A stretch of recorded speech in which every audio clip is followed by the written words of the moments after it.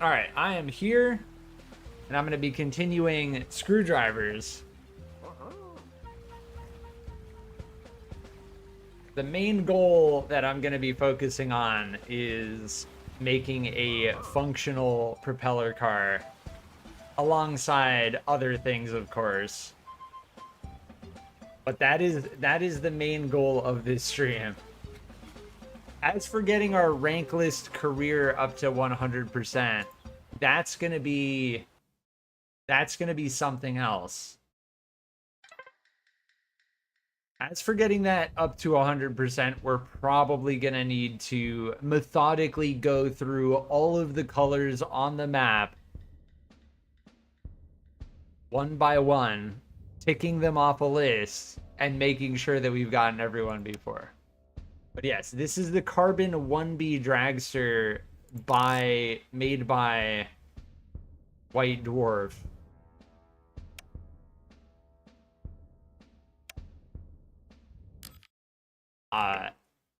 And we're gonna be extending this, well, taking this concept and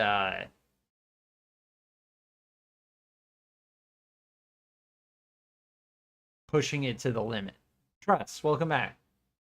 Crammy, welcome.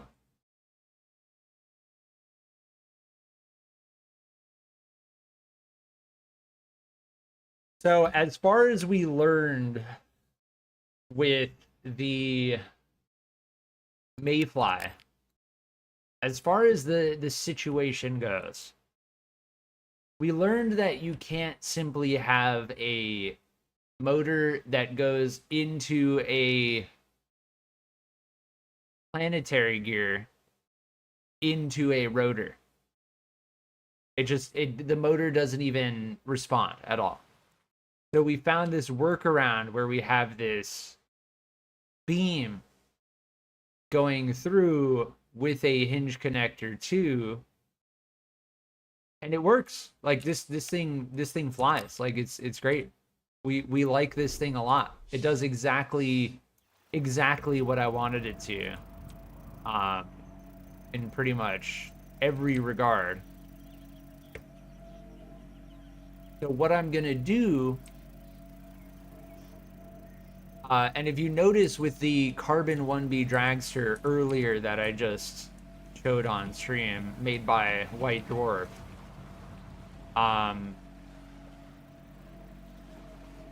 it required angled 90-degree corner gears to translate the linear force horizontally into the propellers, right?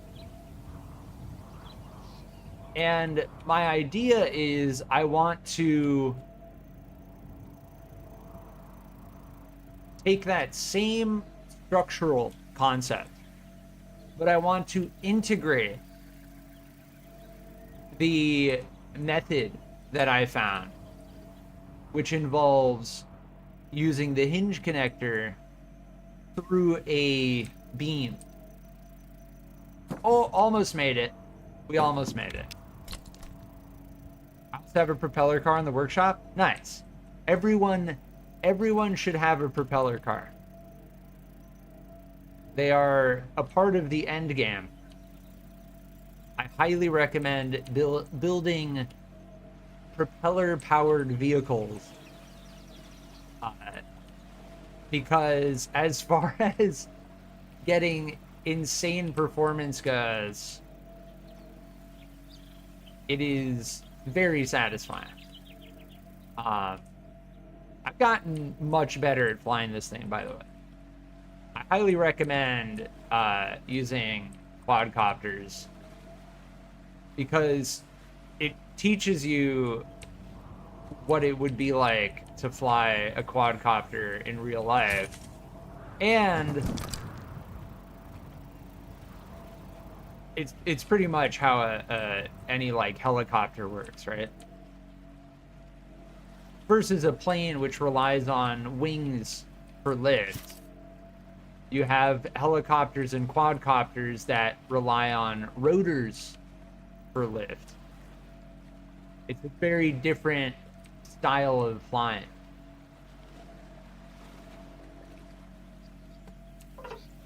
So this is what we have going. And given the lack of blueprint system in the game, we are going to need to replicate this design. And I'm going to be coming back to the Mayfly to refer to that in the future. I'm going to call this is the smallest car I've ever made. This is going to be the Nugget Mark 1. The J-Crown Nugget Mark 1. And I'm going to upload it. I'm going to upload it to the workshop.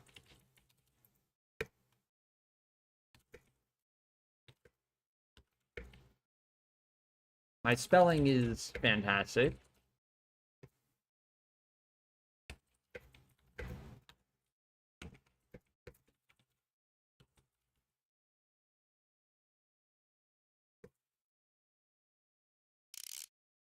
The J-Crown Nugget Mark 1. Nice.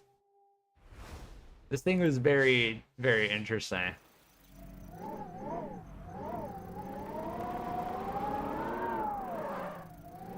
Oh, we left the rear wheels to be steerable.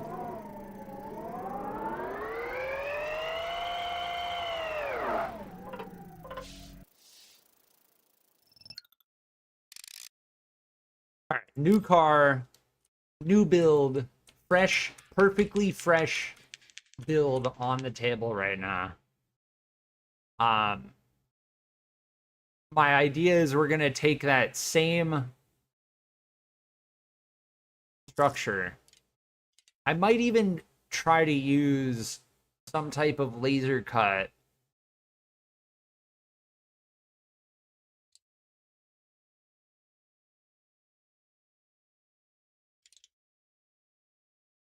Let me think.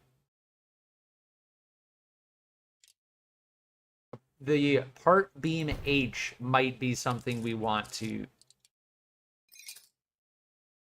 consider. I'm going to be trying new pieces because I've noticed that my builds rely on the same pieces consistently. And there is a lot of interesting and fun stuff that you can do with these laser cut pieces.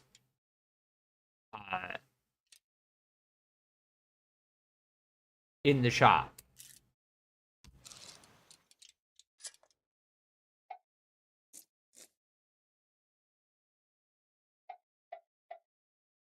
So we're gonna meta build a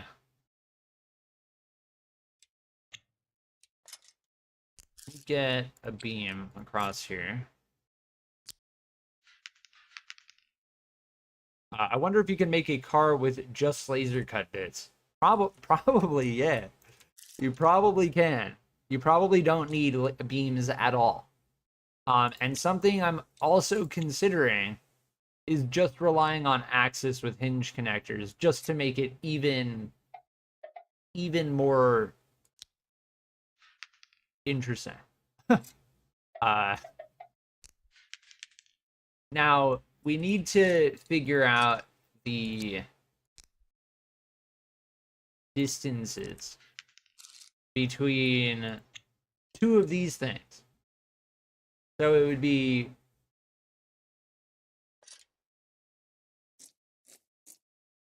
if these are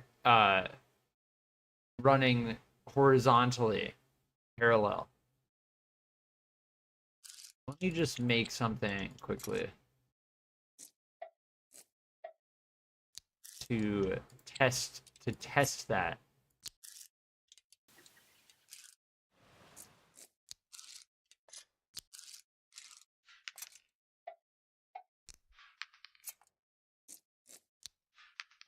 But yes, you could absolutely make a car just using laser cuts. So yeah, as far as that goes, we do need that extra space.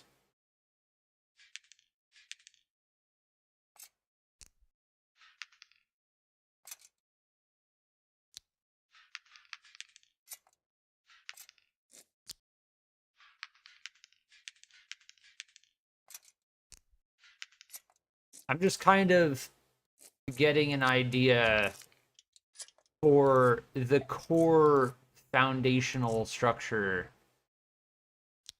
of what I'm trying to conceptualize and build. We are gonna make a dual propeller vehicle, and it is gonna involve two propellers rotating in opposite directions, and it is going to pull from the front.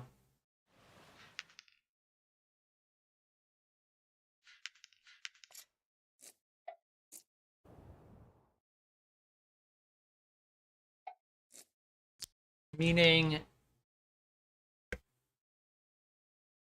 we want to be sucking air in from the front out through the back, and we want the propellers to be at the front of the vehicle, pulling the front of the vehicle along. That is the general structure of what I'm thinking about. And once I figure out the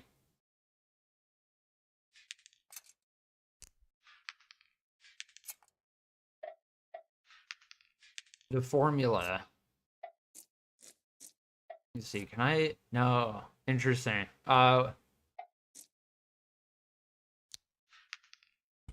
Yeah.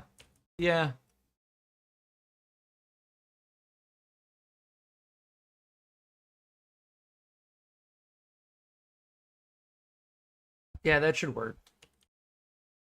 The thing is, if we use the, yes, the carbon wing only weighs 0.1.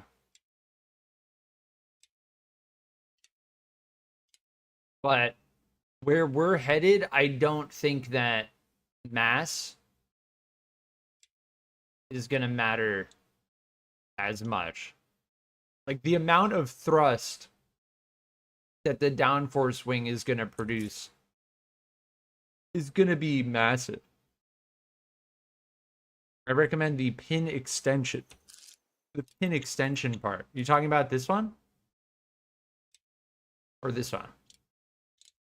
Yeah, the pin extension is something we're going to be using. For sure.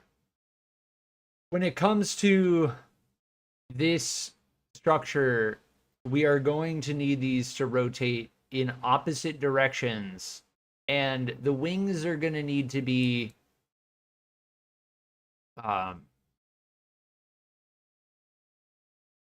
mirrored. They're going to need to be opposite. So like, see how these two are opposite like that? This one would rotate counterclockwise from this direction. This one would rotate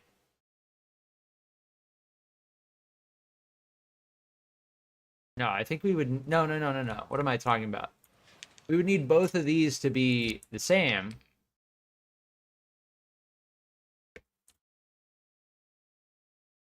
And both of them would need to rotate. This one counterclockwise, this one clockwise. Yeah. That's what I'm trying to get at.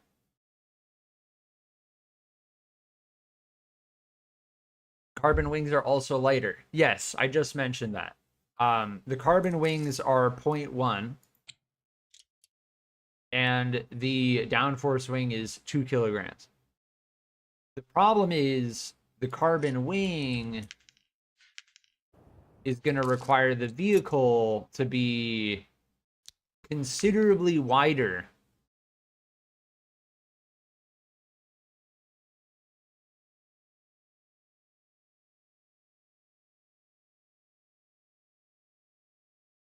It is a consideration, though.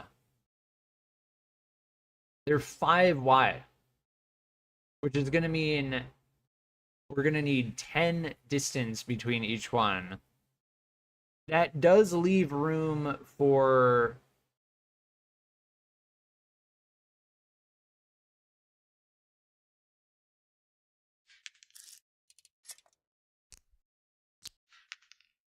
That does leave room for a lot of stuff, like in the center, but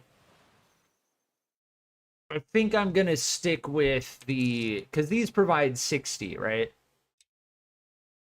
And these are only 3 wide.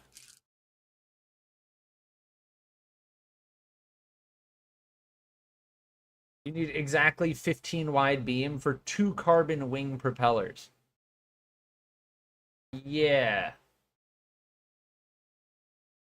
Yeah. I don't know if I... Yeah, I don't know. Regardless, let's try and get... Now that I've thought about it enough, let's try and get the structure of this thing started. Did want to check out the laser cut. Now, I don't think that...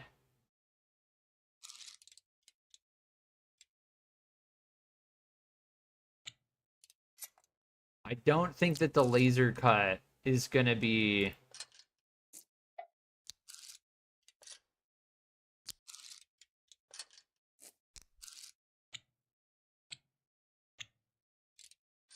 wide enough. Is it?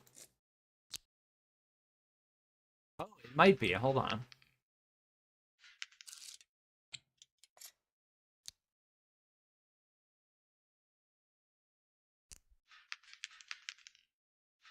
Yeah, that's wide enough. You have them rotate. Well, that's... Yeah, they should be able to rotate. These two should be able to rotate here. We're going to have to find out.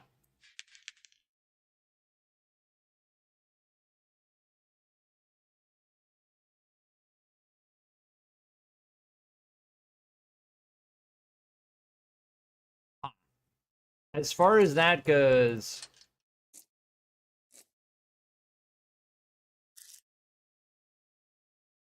If we're trying to make something that's perfectly symmetrical...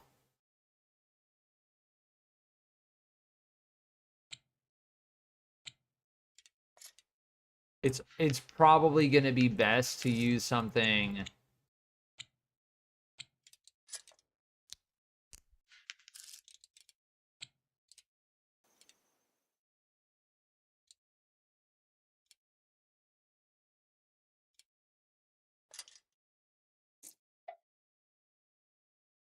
I don't know. It's going to be tough. I may have to put them down below.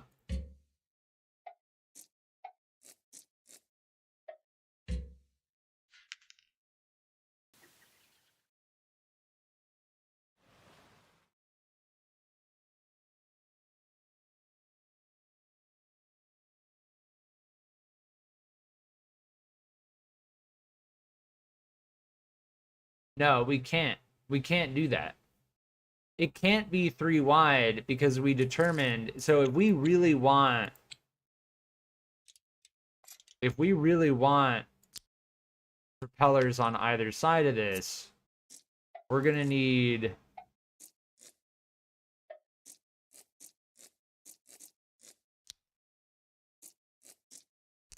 that, right?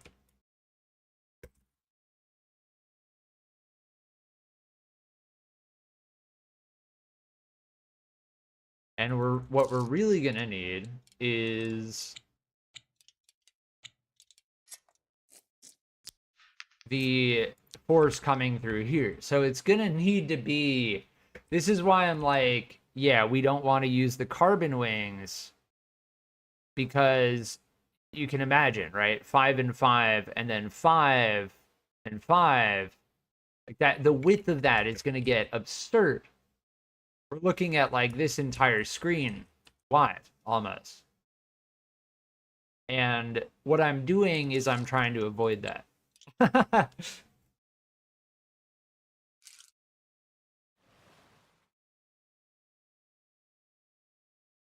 Now the question is, how do I structure? And there is a way to do it.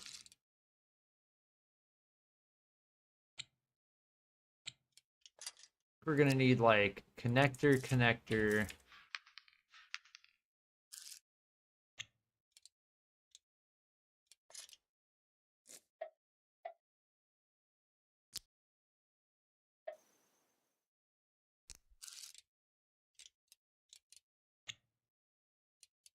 I don't know. I think as far as these go,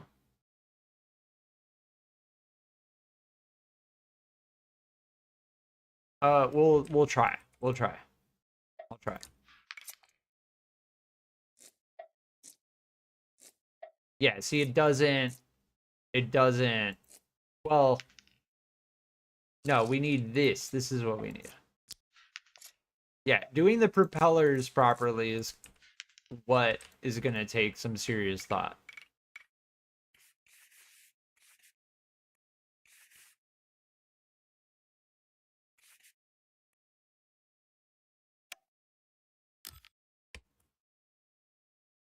So that's what I'm getting at. You can indeed do it, and we are doing it. As far as setting up the propellers the way I want to and making them as tight as possible, I don't think you can get it tighter than this. When you're using the carbon wings, these would stick out an extra 2 in every direction. So what we'll have is this plus this duplicated. That's going to be the maximum width of the vehicle. And that feels pretty respectable. Now, here's the thing. I think one of these is going to need to be a pin 3 in order to connect to the center of it, like so. And then this is where we need to start thinking about this design right here, right? The 2 important factors for a propeller car are rotation speed and wingspan. Yes. Yes. The amount of downforce that's being created and the rate at which it's turning. The rate at which it's turning, because there isn't inertia in this game, is dictated purely by the planetary gear ratio or any type of gear ratio. So that's why I'm thinking this time we don't think about electric engines, because electric engines cap out at a really low RPM, right?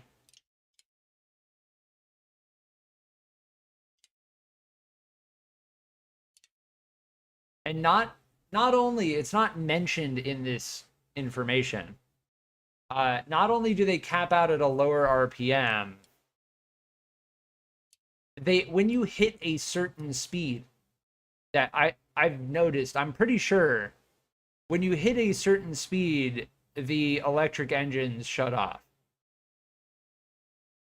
Correct me if I'm wrong on that. But there are many instances I've noticed, even if you have a planetary gear set up,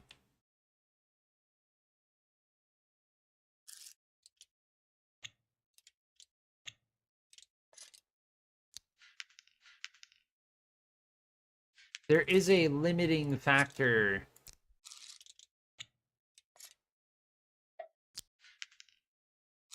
in that regard. This is the line of stuff we need to get this to work properly. This is completely necessary.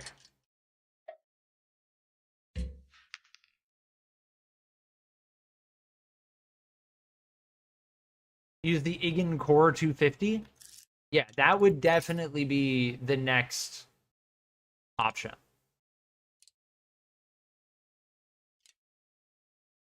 But I think the horsepower to weight ratio is going to be a little better on the PW Blaze 1000.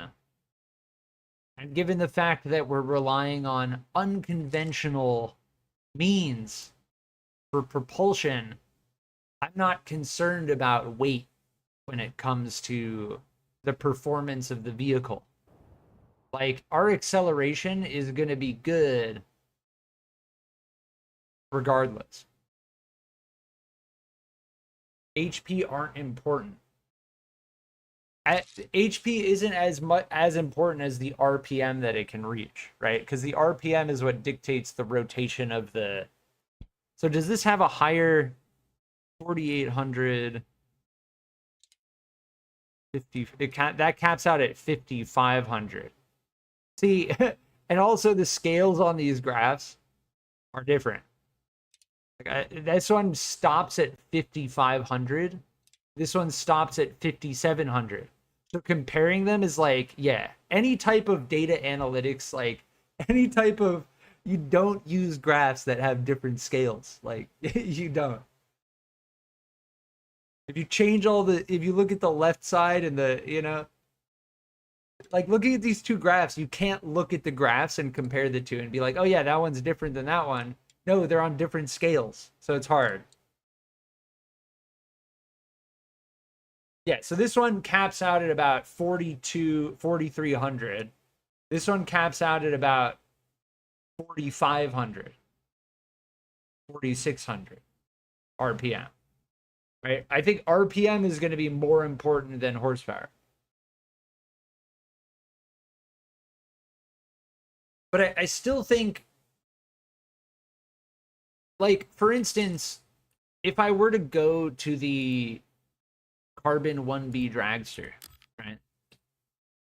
And we were to pop into free drive with this behemoth, and I were to press W.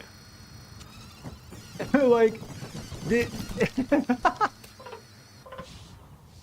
and then what we were to do was we were to take off all of these engines, right?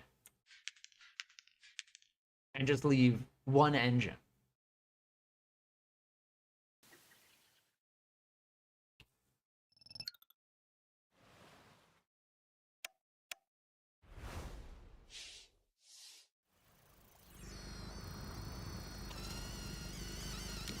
See how it's slower? I mean, it's still cranks. It still cranks. That might not have been the best comparison. Hold on. We need somewhere that doesn't...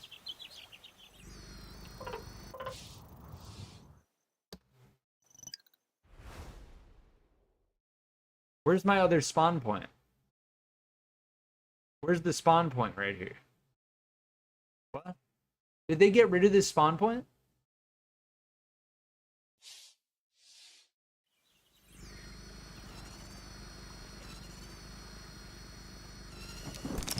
Well, I broke the whole thing. It's clear to me. So what I'm trying to demonstrate is that I removed all those engines, and the thing clearly moves slower because I removed all those engines. There was no spawn point there? Dude, maybe I'm just, like, losing my mind. Interesting. Yeah, beside the tunnel... Yeah, no, there wasn't. I was thinking of this one.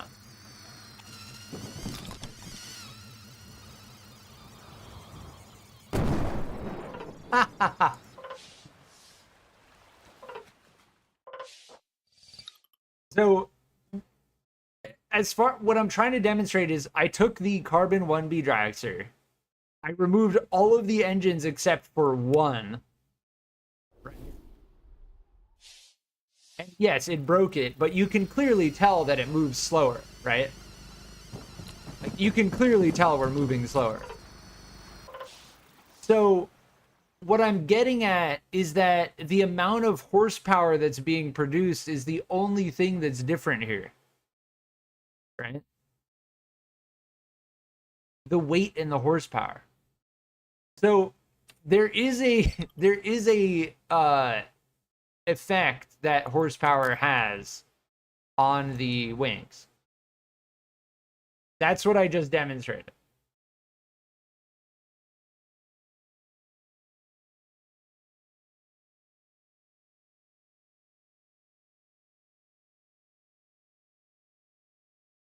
At what speed do you want to drive? That's a good question. Probably at most 300 kilometers an hour. But ideally, what I want is instantaneous acceleration, maximum downforce and grip on the ground, and infinite turn radius. Near zero turn radius, should I say. that is what I want.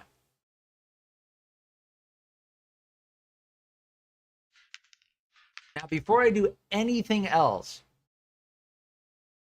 I want to determine whether this thing actually works. Right?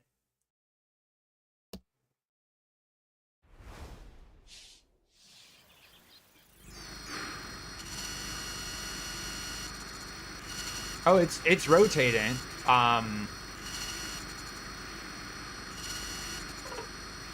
It's rotating. We saw rotation. As to whether it's actually rotating this, I think we got the order wrong, right? So it's the beam that comes right after the planetary gear. Oh, yes. This structure is not going to work. Because as we saw,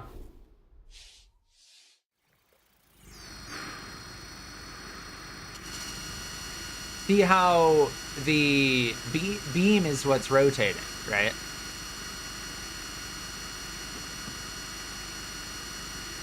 With the propeller to be rotating with relation to the engine.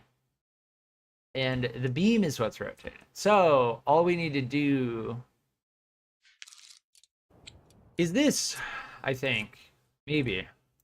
Oh, no, we still need that connection there.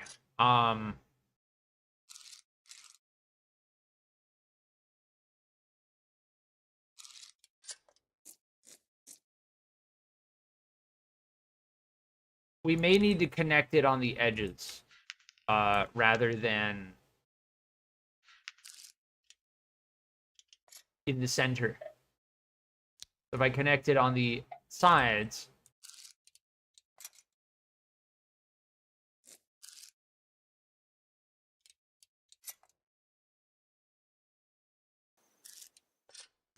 now the tough question becomes, how do I get this to go through here?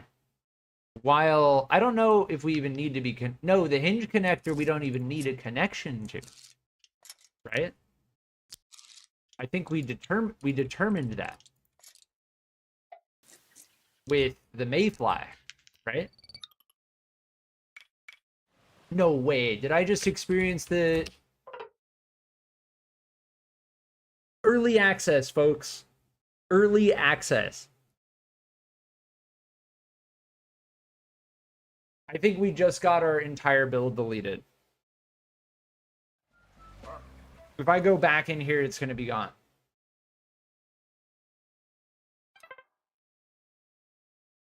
It is gone. Yes. That whole build is gone now. So what I was getting at before my build got deleted was the fact that the hinge connector is not actually connected here. Yes, this game is early access. It is free to play.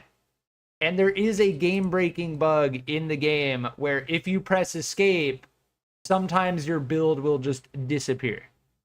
Yeah.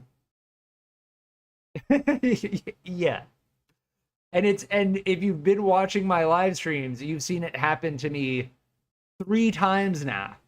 3 times. When spending and dedicating over like an hour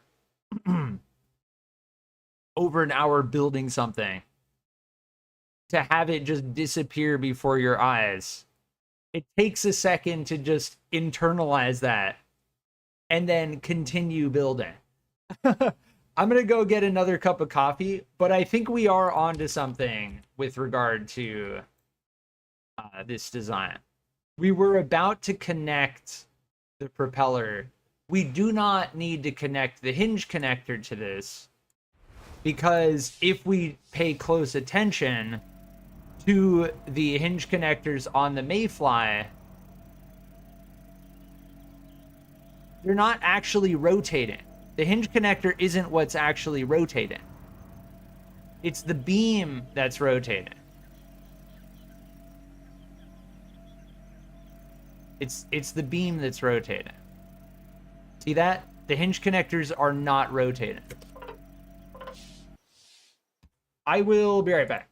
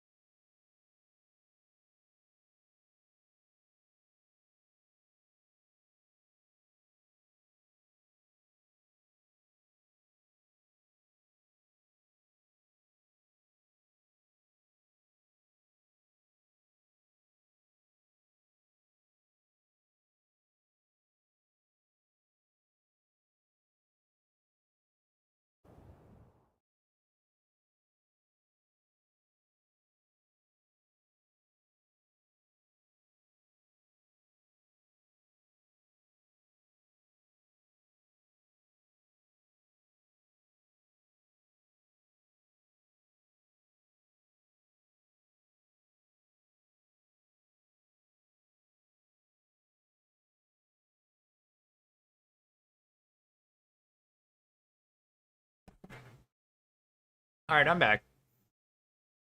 I made some sencha green tea. Big pot of sencha green tea. Highly recommend. Freshly brewed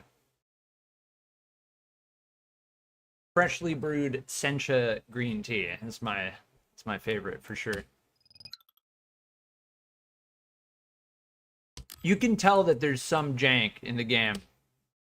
Like if you look, I'm just going to evaluate this before I continue, and I'm going to make a point to put my stuff on the workshop incrementally as I work on it.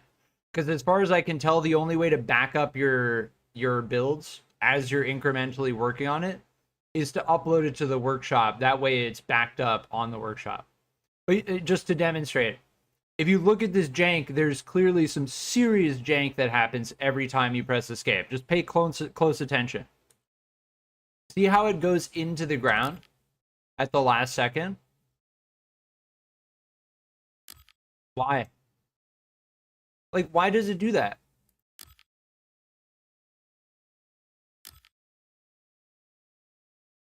It does something that puts it inside of the ground, and that is where that bug in lies. Why it happens? No idea. Yeah.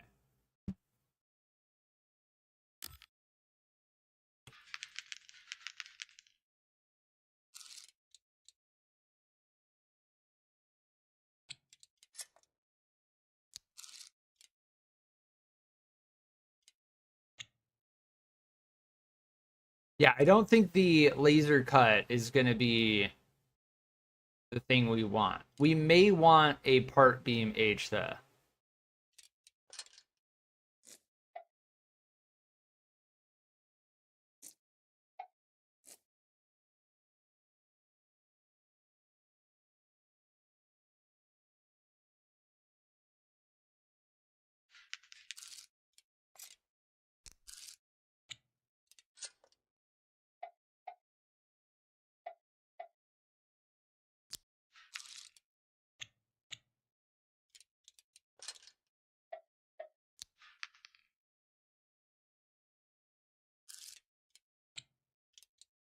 I don't think it matters if we put it like off center in the build mode.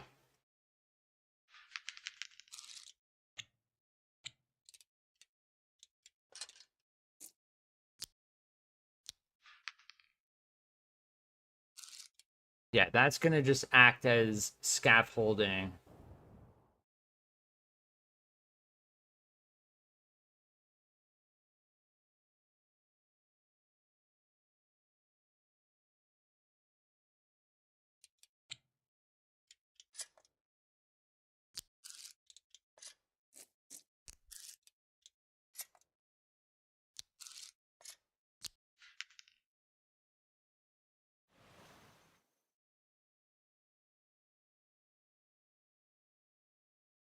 We don't want the...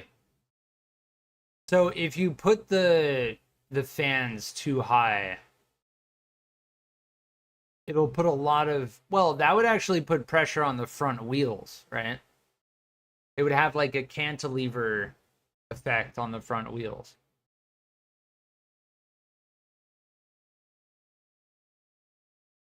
Because if you think of like an upside down T, right?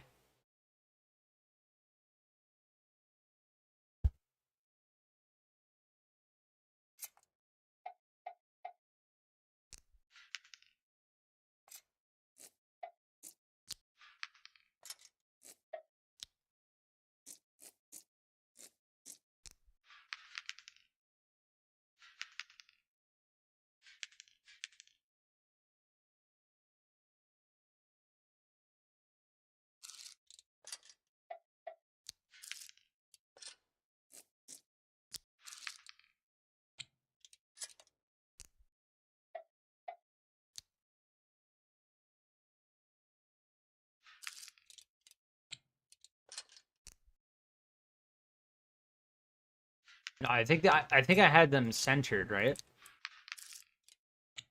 I do like this.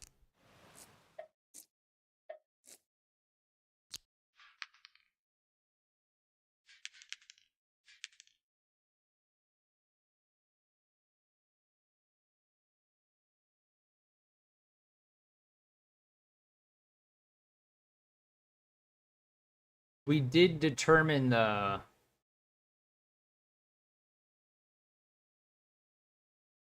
that if I do this,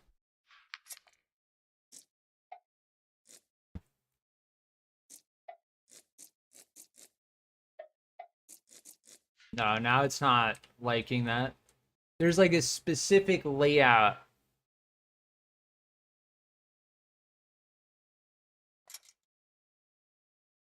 Oh, it's not liking it. I need to get rid of these, I think.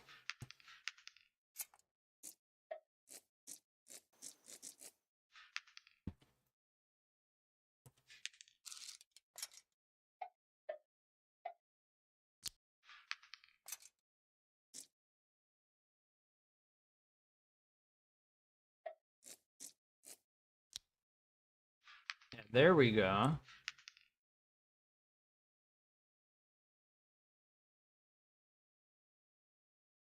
I think no matter what we do, it's gonna need to have that space. You can't bring him in one more. Now, what's confusing me is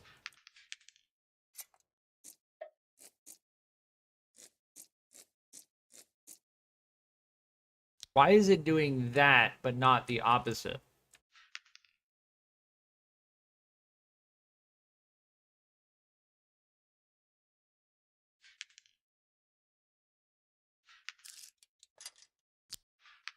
As for structuring the fan, it's a little bit of a process.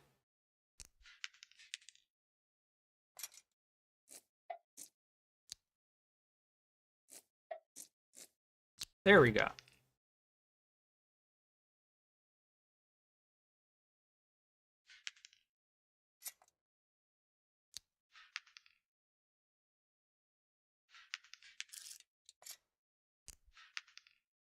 So we make 2 of these in alignment.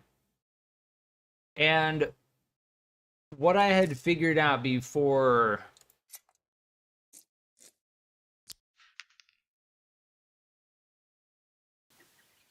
yeah, there's no way to connect that through, right? Like if I put a 3 here,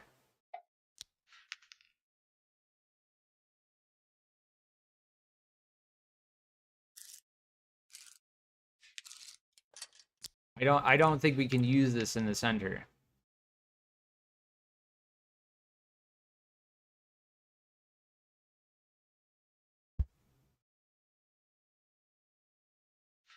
And if I recall, we used 3s on either side here in order, and we were going to connect it to the beam.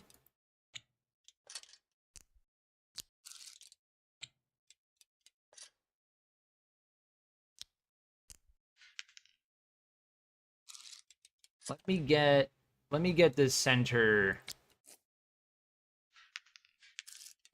beam going.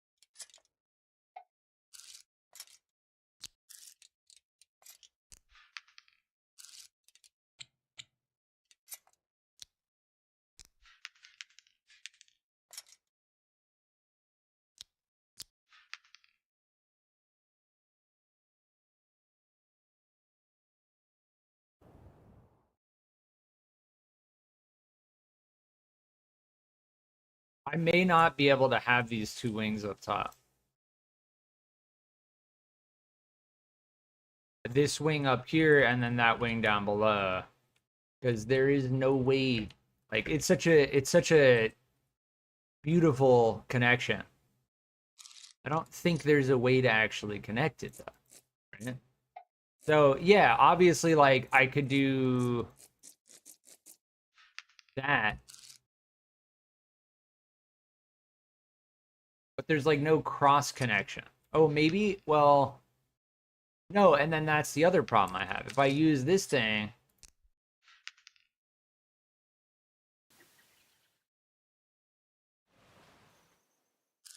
and I use these things, these are still not connected here.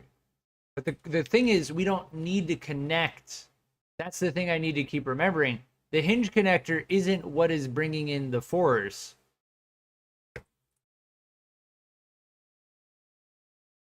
Yeah. Regardless, I'm gonna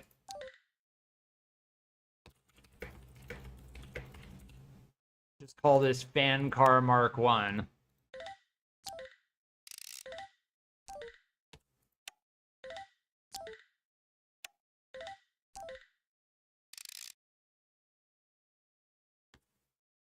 As far as I can tell, with regard to not losing your builds when you press escape and just having them instantaneously disappear, uploading them to the workshop is the way to go. for sure. So now, if that bug happens again and I press escape,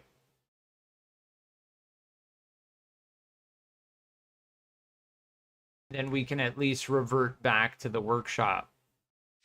I don't know how we were going about connecting this before.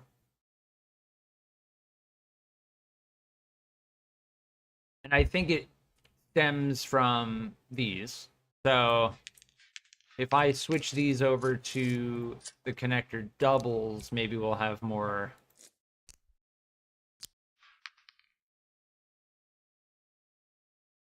luck with them.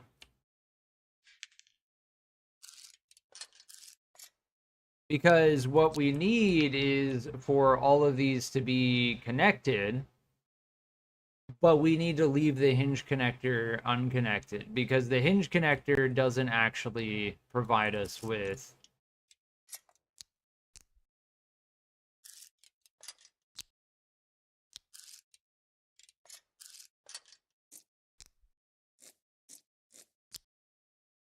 rotation.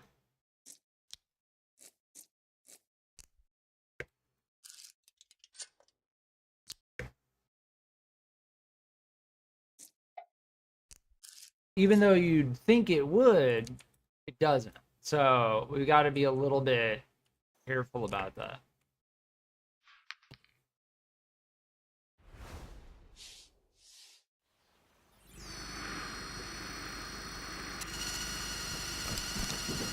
Ha ha ha ha.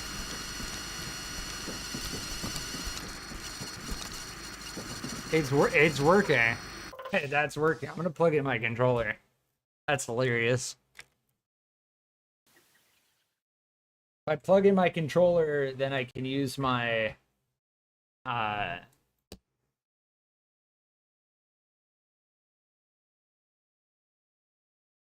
and that bug happened again. So I plugged in my controller and now there's no sound coming from the game. As for getting sound back in the game, I'm going to need to restart the game. Yeah, it's definite. I can't see what's happening because I can't move the camera. But we're definitely getting rotation. So because I don't have game audio, I need to check this. Go here. Yeah, it's so weird. I plug my controller into my computer and then I lose game audio.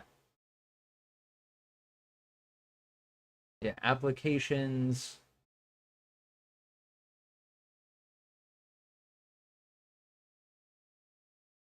And it's also OBS. I think it might be an OBS bug.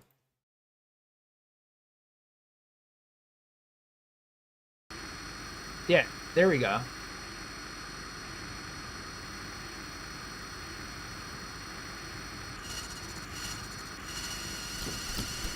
Ha ha ha. All right, we're good. So yes, we have rotation. We officially have rotation. Now, is it rotating the way we want it to? That has yet to be determined. But this does work. And it sits well within the profile of the actual fan. Like, we're not going to be able to get this much smaller. I don't think we're going to be able to get this much smaller. Now, as for attaching this to another one, that is going to come from connecting the engines to a frame. We don't want to connect anything else.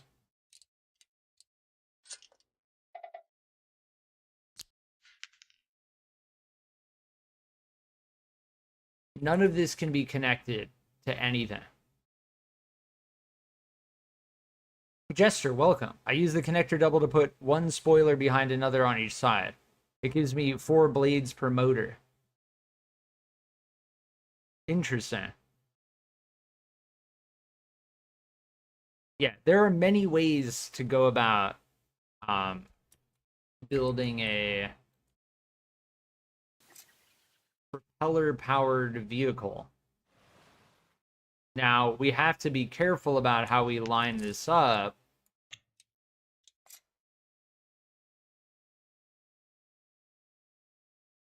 So if I just count this, right? This is the center. 1, 2, 3. We want a space. And then 1. We get a really, really long beam here. So I can count. That's the center right there. 1, 2, 3. Space. 1. It has to be here.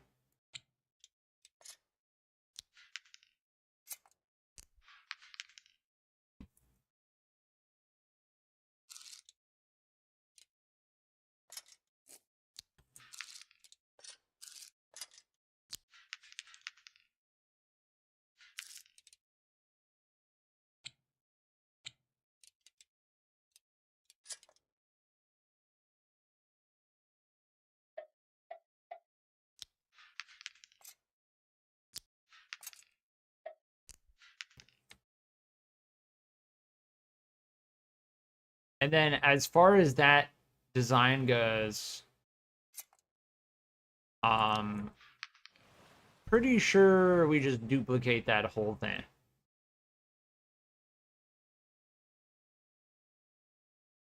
Does it make a big difference if you use 2 instead of 4?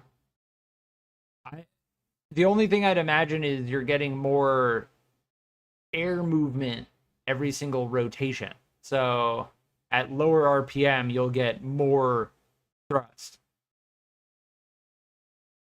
But you'll also get more resistance.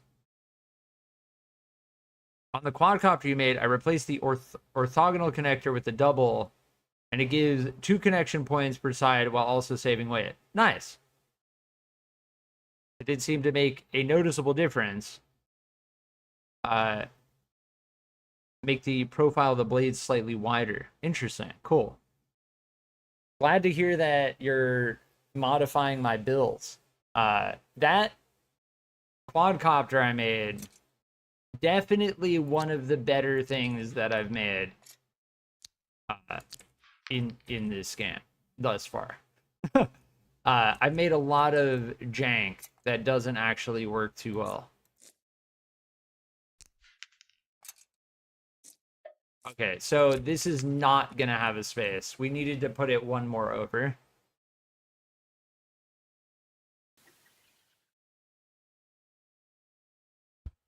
And it's not gonna like that.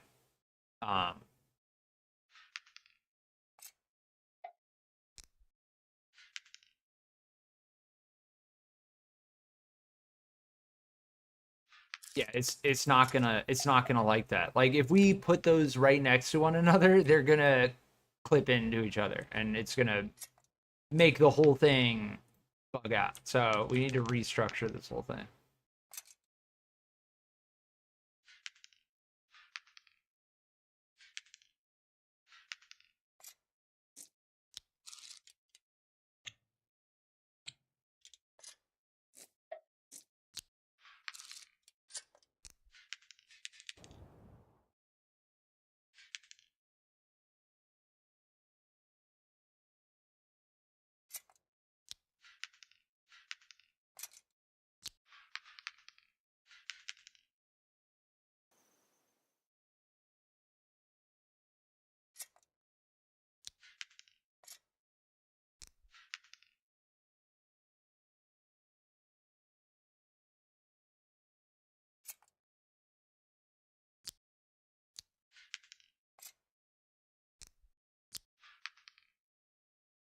Yeah, that quadcopter I made definitely has room for improvement.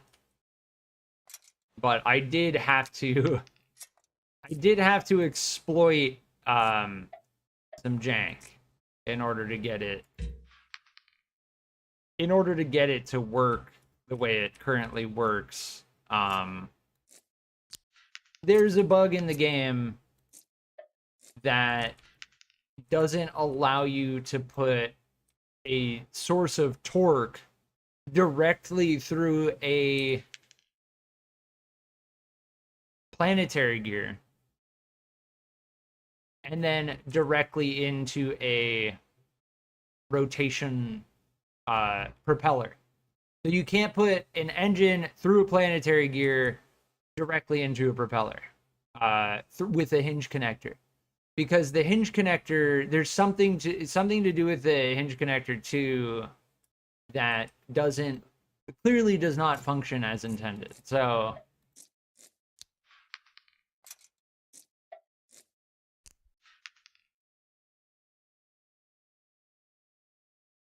quite interesting.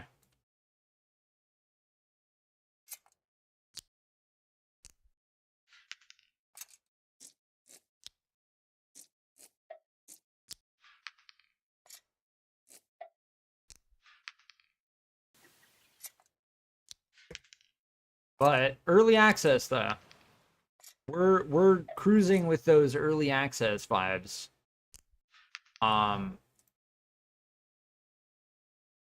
Which is fine. That's fine.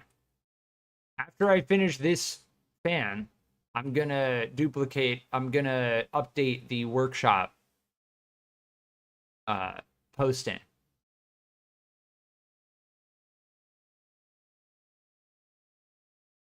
You were well ahead of me on building experience with this game. I've only been playing for about 1 week now. Your builds have given me some great ideas. Oh, I'm glad. Awesome. Especially when it comes to the gear shift. Nice. I'm glad. The building in this game, it definitely takes some time. And yes, after a week, the learning curve is quite long. It's quite long. You start to like reach points where you're like, oh yeah, now I understand that. And then you start messing with some stuff, or you check out someone else's build and you're like, what? Like I still have much yet to learn.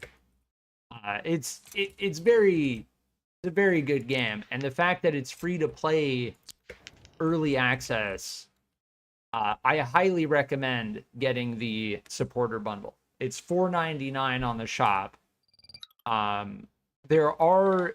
We experienced earlier, and I am very vocal about some of the bugs in the game, but I'd say as a free to play game, I am pushing right now 76 hours in this game. And I did get the supporter bundle for $4.99 because I have spent $10, $15, $20 on games, and I haven't gotten 70 hours of enjoyment. So, yes.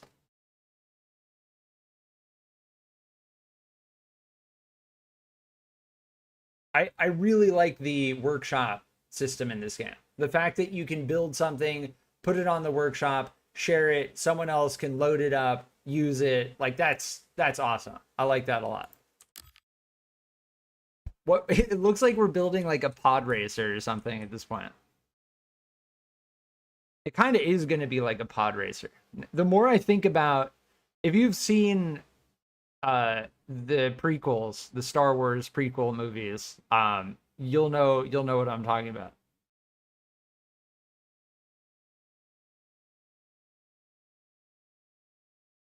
Now we're pod racing. I definitely got the bundle after a few days of playing. Nice. They're making good progress with the game. It's been addicting to play. Yeah, yeah. I like the recent update. I think it's a good direction.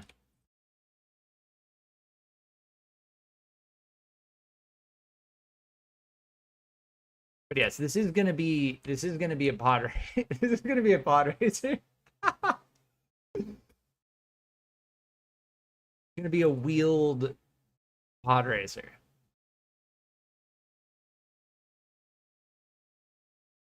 I'm trying to think about where to go from here. So, all things considered, we want a nice, firm connection. A very firm connection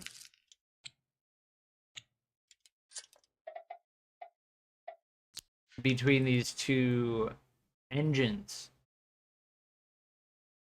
And yes, they do need to be mirrored, right? Like the turbo here is coming out the top, the turbo there is coming out the bottom. I'm probably not going to worry about adding a turbo just yet, because as far as I understand, the main force of this whole thing is going to come from the low end RPM, its ability to achieve a low end RPM, which, yes, is going to come from a turbo. Well, no, as far as I understand the turbos,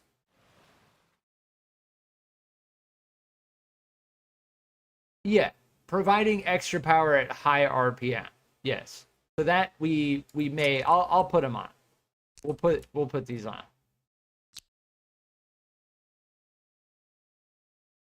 Rats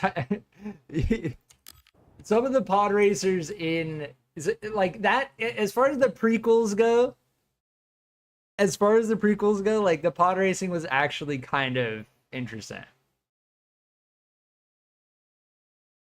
But you will never hear me say that the prequels were good movies.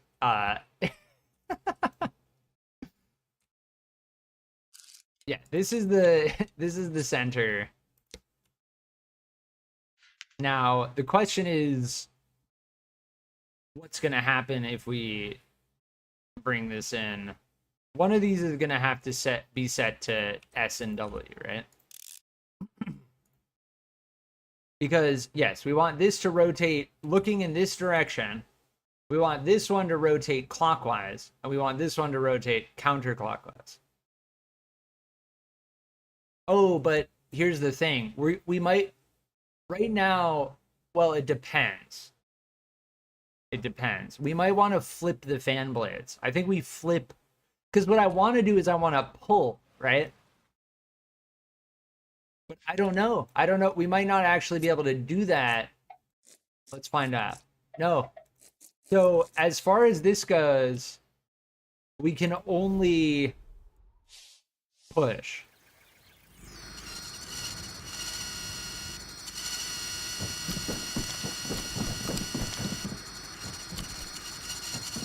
Let me use a controller quickly. Hopefully we can actually see what's happening.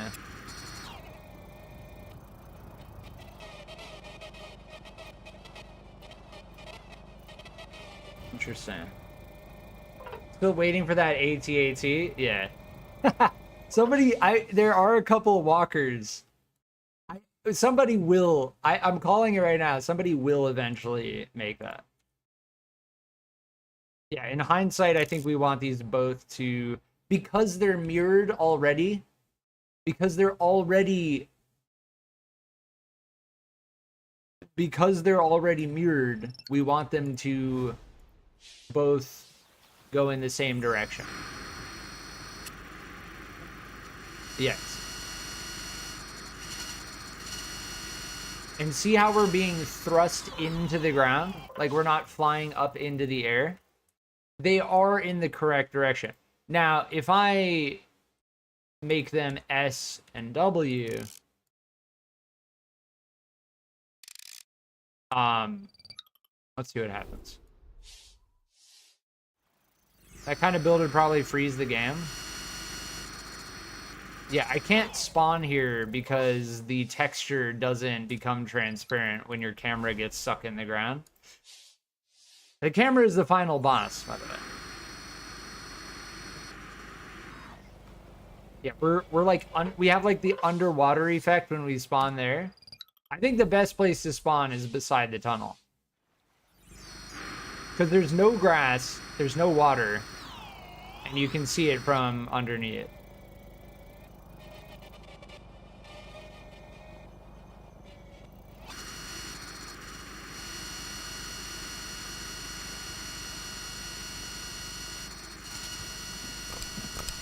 Yeah, we're getting a little bit of lift. See that?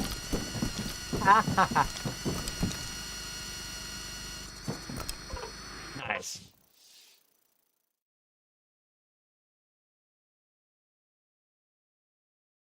Interesting.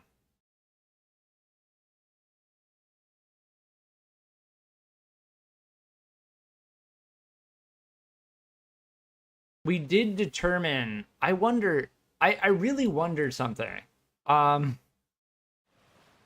This may be kind of in vain.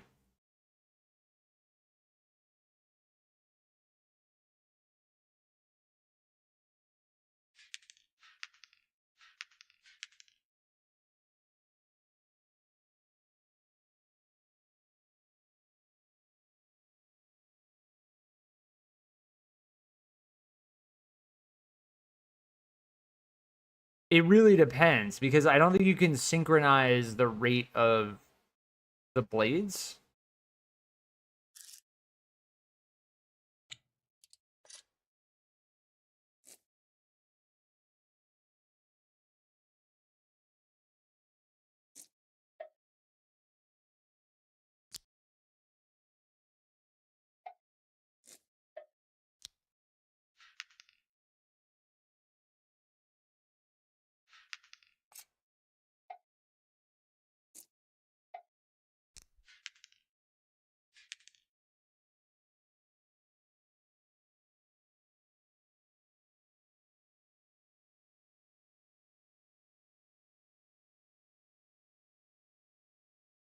No, that's not going to work.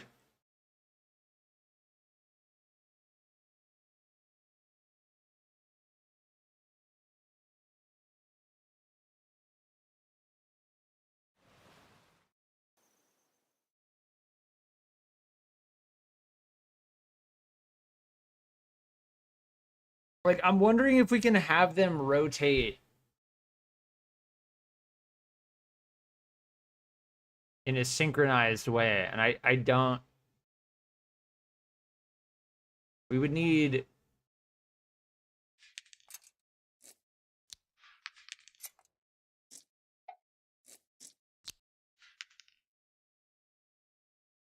No, because, yeah, they're rotating in opposite directions. No, no, no. You can't have them. No, you can. Yeah, I had it the correct way before. I think it's worth experimenting. But given that previous setup, the reason I'm interested is because we're not going to get enough thrust from that.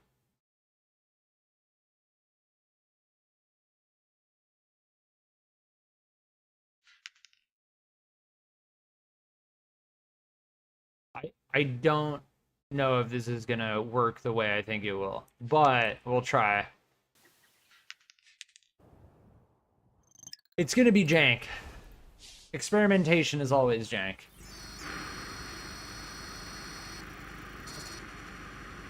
Oh, it does work the way I thought it would.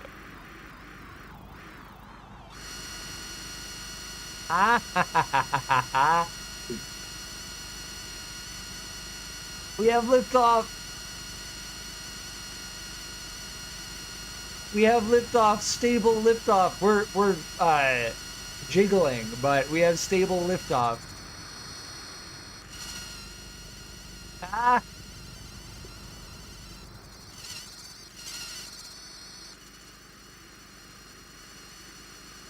I can't say the camera's the final boss, man. I can't see anything.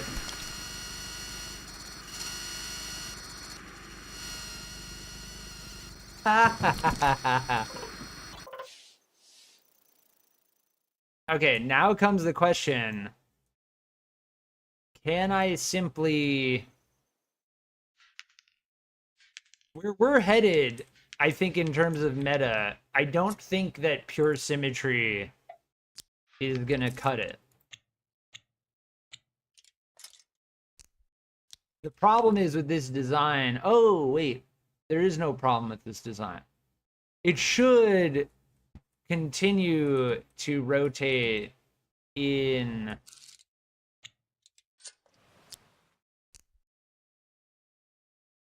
It's No, see, look, we can't.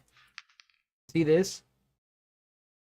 Yeah, there's no way. We would have to, like, angle this 45 degrees.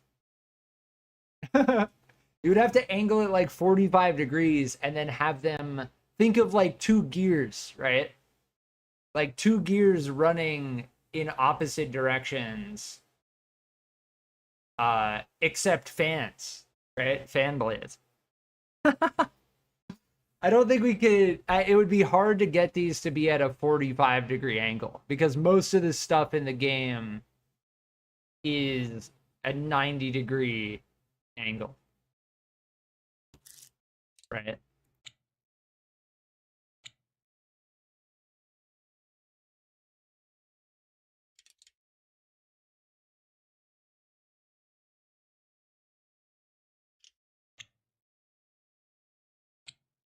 And then you could use a stepper motor, but we're not going to use a stepper motor to angle our fan blades.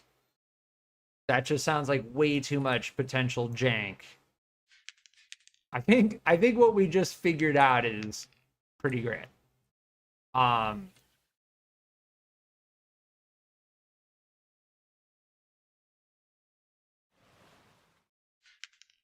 far as all of that goes, I'm not going to worry about it. We're just not going to. We're only going to worry about 2 blades on each thing.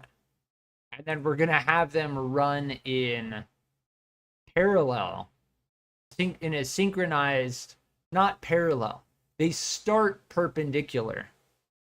And then they run in a synchronized way. I'll demonstrate it again in a second. Because demonstrating something is the best way to... Now, here's the thing.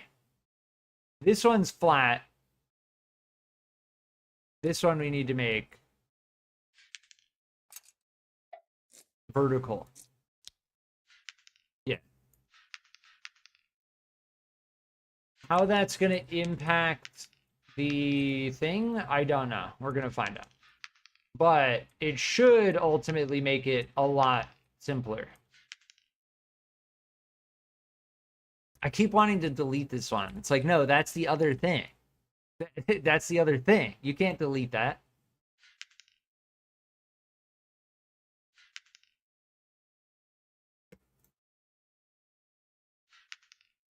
Yeah, this is connected here now. So, yes, this just needs a 3-pin. That's good. Then why are we having trouble with this one? Because we didn't use a...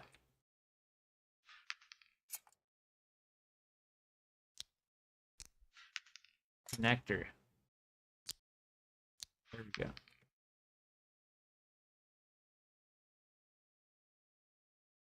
The spoilers do not need to be spinning. This jank works if they are stationary. Wait, what? Yeah, I have no idea. They don't need to be spinning.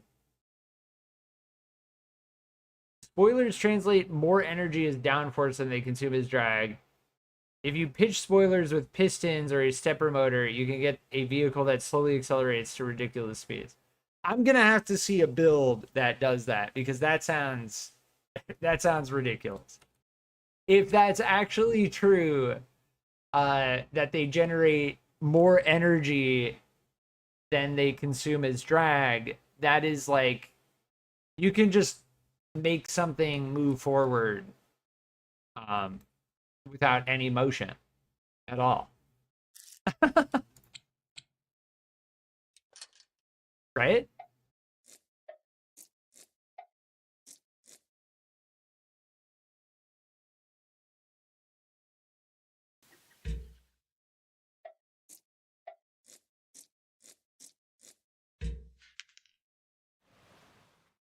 Then we're headed into Omega Jank territory. I think these have to be. And by Omega Jank, I mean, like, you're going to see builds that don't have any moving parts at all. Very, very simple. Like, think of Star Wars again, right? Where, like, most of the spaceships in Star Wars, like, they fly. Or Dune, right? Think of Dune. If you watch the new Dune movies, like, how do they fly? Like, I don't know. They just do. Don't worry about it. future stuff.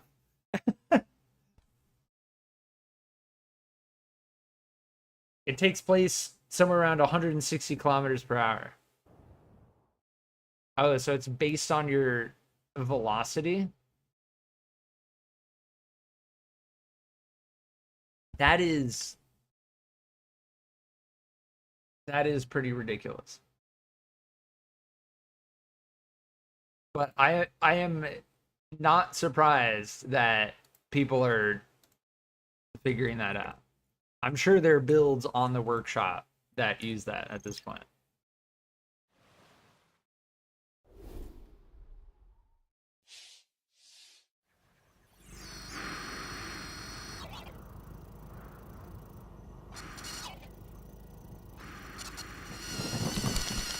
All right, now, okay. Now we need...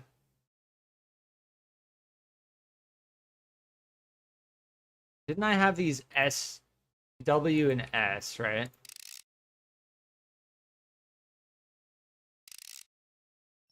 I didn't get a great look at it, but I suspect, given the way it reacted, putting that extra planetary gear messed it up.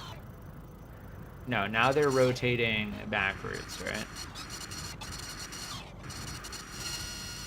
Oh no, that works. Okay. We're good.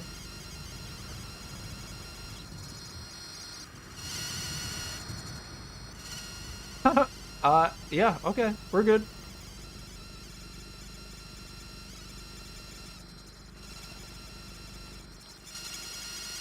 Oh no, it's coming right for us.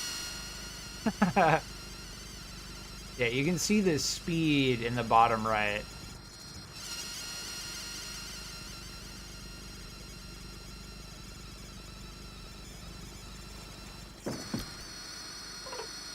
So as far as I've found with regard to the propellers in the game, this is one of the most efficient ways as far as I've found, because you can start it. The problem is this going into the ground, right? Like that's what I wanted to avoid. What I really actually want, that is interesting. We do like that. That you can have two propellers running in a synchronized manner. But I don't like the fact that it sticks into the ground, right? Because we need wheels, right? Well, we could make it...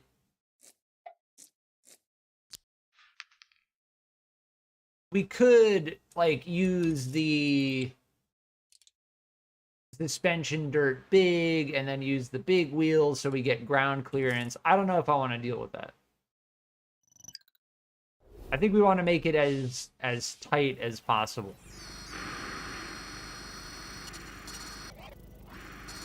Wait, what? They're spinning back. This is what's confusing me. Yeah.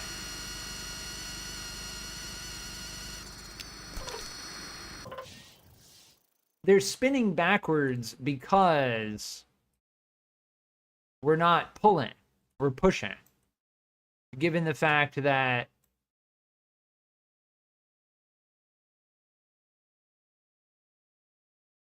they need to rotate. Yeah.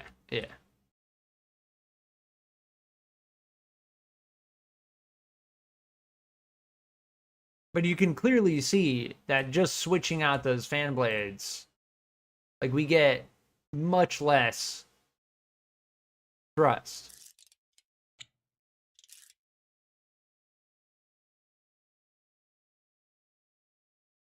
I think we have to. I honestly, you know, I think we kind of have to.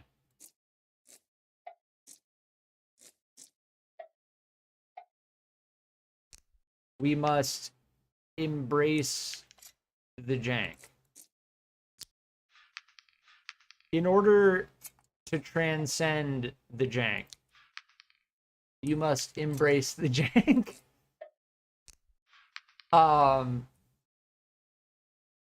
Yes.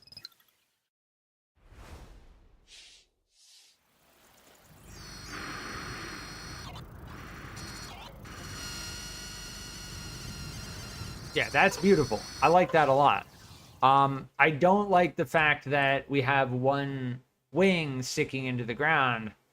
I don't see any way around that. But we, as my statement before, as far as that goes, we are going to be embracing with this build. We are going to be embracing the jank. We're not going to shy away from the jank. We are going to embrace the jank.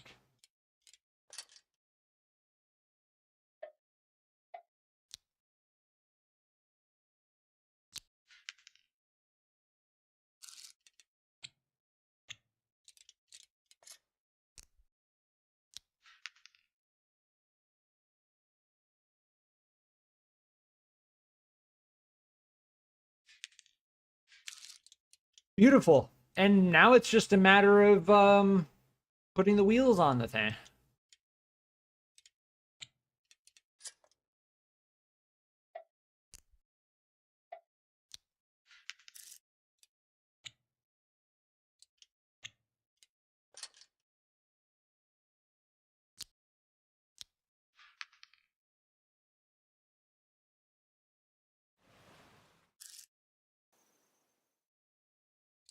Yeah, with this, in this regard, right? In this regard, the hinge connector can do us a solid.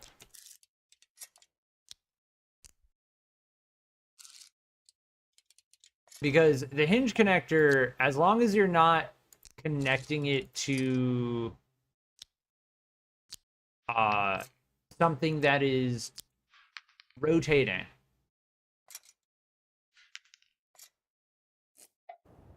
translating a force onto wings, like, you're good at that point.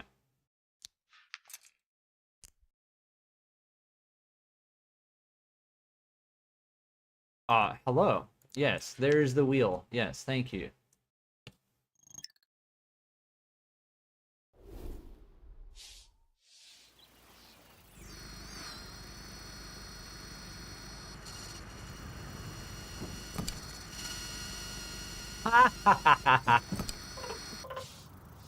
Beautiful. All right, let's save that.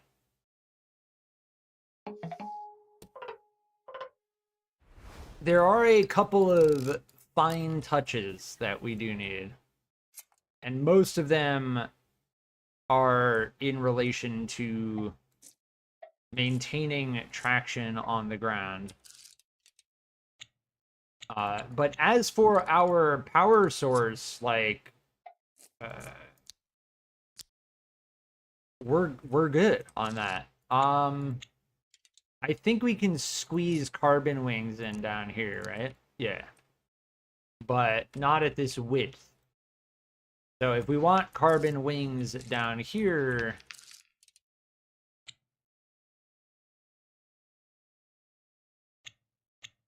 we can just put downforce wings like that. And yeah, for the added stability, I will put,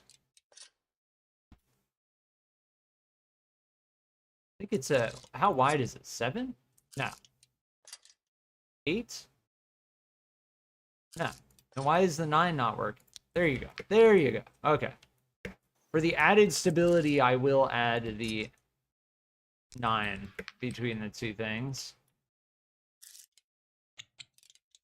And then we need downforce. Like, we need the wheels to maintain traction on the ground.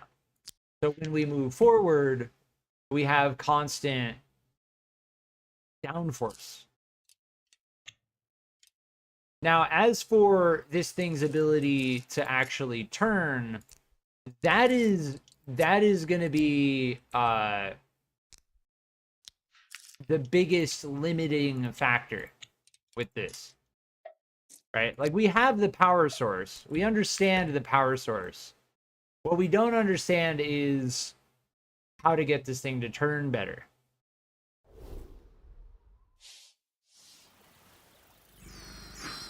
Ion with motor? Interesting. Oh, we're getting some, like, rotational jank now. I think it's hitting the underwing.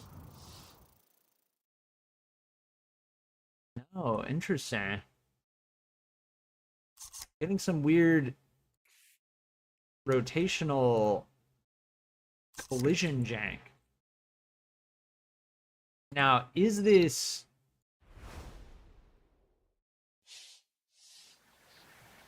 not gonna work?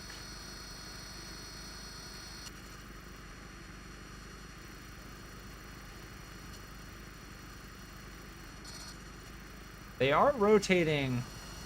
Yeah, no, it clips the ground. It clips the ground. Okay, so we'll try. We can double up. We can add another planetary gear. But the first things first, I'm gonna replace these with downforce wings just to see. Yes, we're gonna do them exactly the same way they were done before.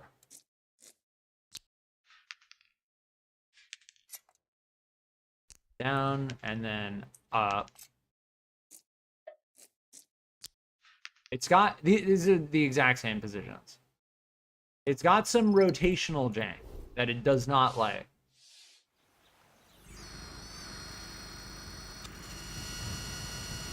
Ah, okay, there we go.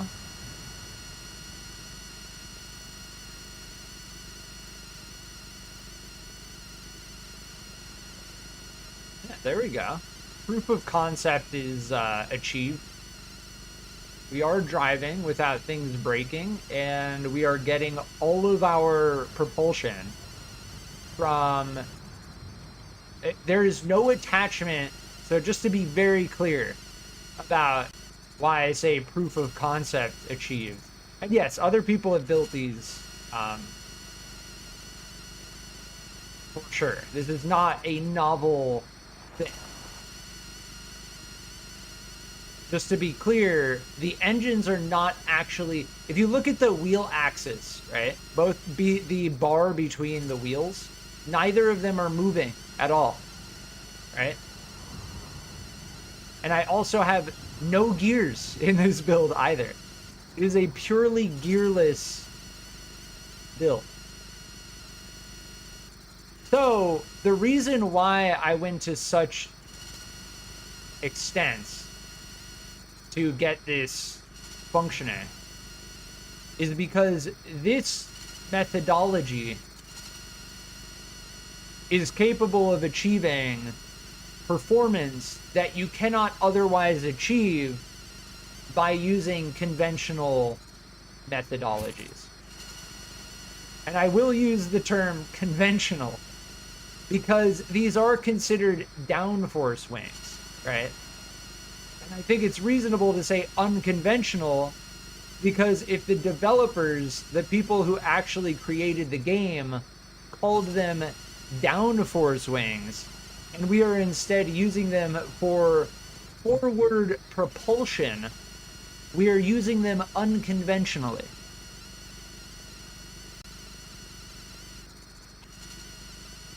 That is my take on that.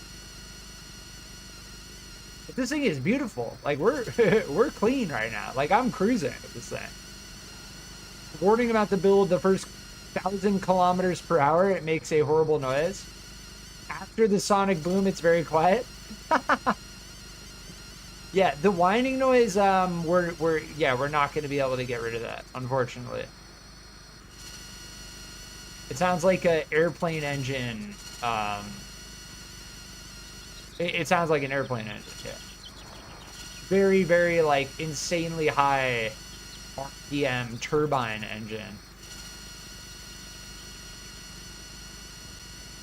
But yeah, I don't plan on going above 1,000 kilometers an hour. Definitely gonna take this concept,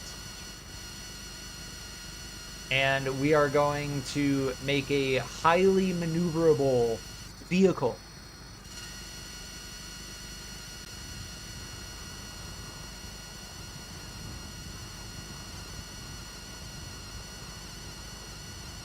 Yeah, look at that torque. Like, if we just look at the ability, this thing feels heavy while I'm driving it.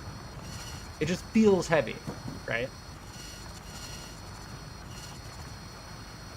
But if let's go to this really steep hill. Let's see what kind of low-end torque we're getting. What kind of low-end torque are we really getting right now?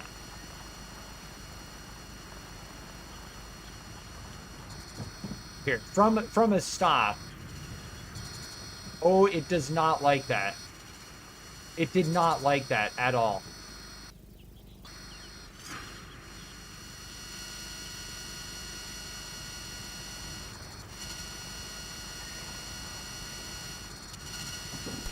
Oh, it does not like low speeds. Yeah, look at that. We're still climbing. We're still climbing. Oh my. Yeah, but then it does that. If it clips the ground at all, the whole thing just launches. That's why I have the large dirt suspension, because it's giving us that clearance we need to make sure that the fans are not clipping the ground, as we've seen several times now.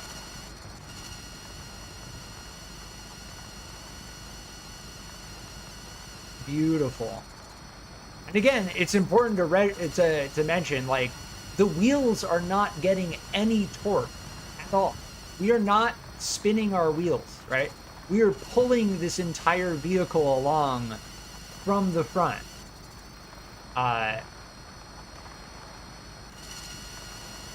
Yeah. I can't even handbrake. I'm trying to handbrake right now, and I can't.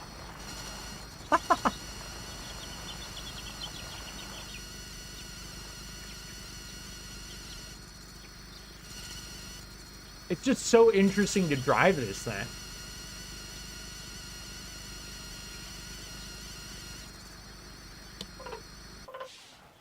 Beautiful.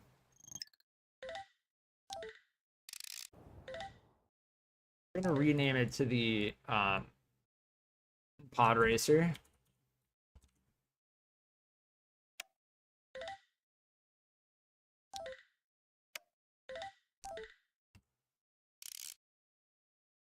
I'm gonna rename it to the Pod Racer just to give it a more, like,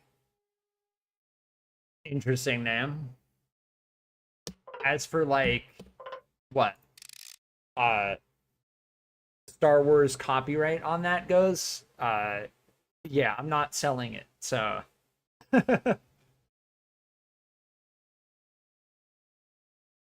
Isn't braking tied to the horsepower of the vehicle? Bit Gaming, welcome back. I am not sure about that. It may very well be. But we have just proven the fact that this is possible. And I will continue refining it, but I will be right back.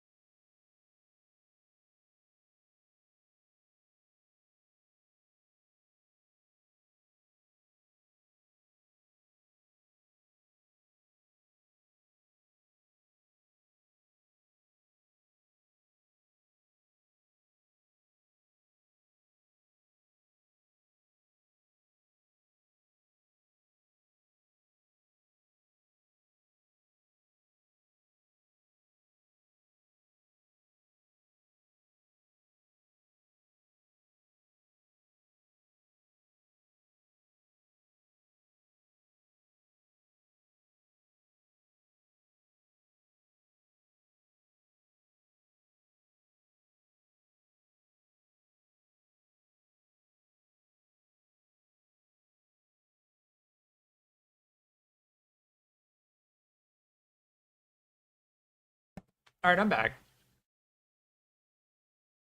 Yeah, it's definitely interesting. We're not going to stick with Pod Racer, though. I'm going to change it to something a little more thought out and a little more generic, but more original, rather than leeching off of Star Wars. Gearless, fan-powered vehicle. We are going to keep it gearless. You could argue... the planetary gear does count as a gear, right?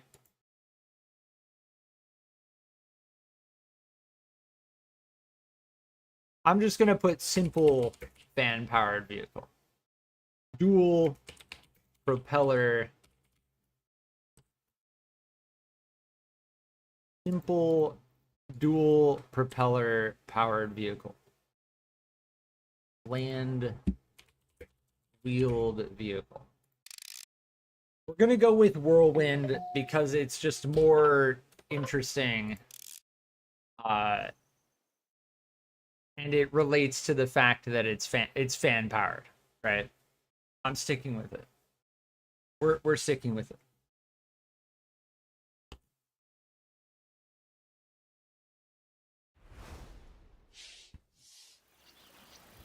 Now, there are two things that are an issue with this build, and one is, yes, it starts clipping and janking out at like low speeds if it bounces.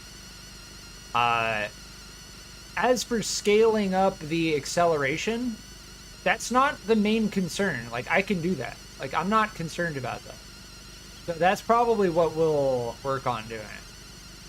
We can put different wheels on this. The turning radius is primarily what I'm concerned about. I called mine Tornado. Nice. Tornado is a good name as well.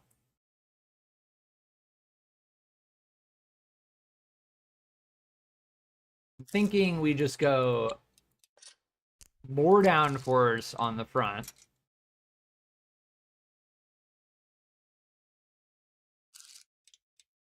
Pretty much as much downforce as I can possibly get, right?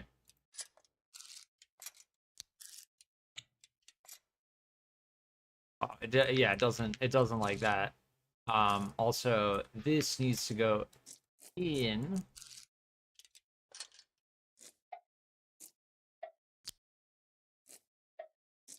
And we're gonna switch the wheels out.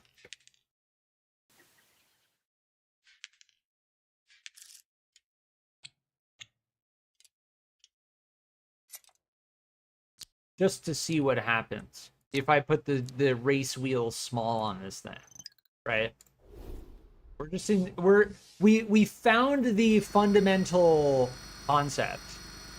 We got it to work, and now we need to refine it and scale it up, right? You know, the great thing about this propulsion is we don't need to worry about traction at all. Like, we don't need to worry about unless we're turning. The only traction we need to worry about is turning. Aside from that, when we're accelerating on like dirt, right? Our wheels aren't getting the torque. So we don't need to worry about rotational grip. Braking is also very good because the fans actually rotate in the opposite direction in order to help us brake. So yes, now we need to figure out how to get this to accelerate faster. Right? Make the wheels in the back turn. Oh.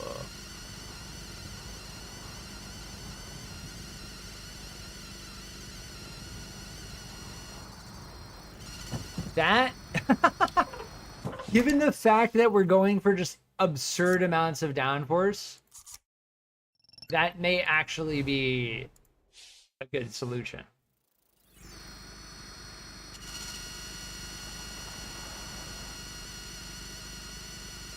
We need to be like very gentle with our turning though.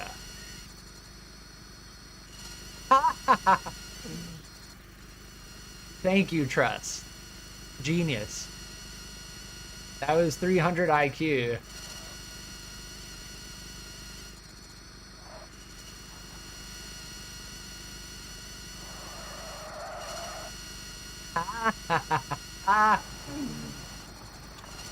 So the only traction we need to worry about at this point is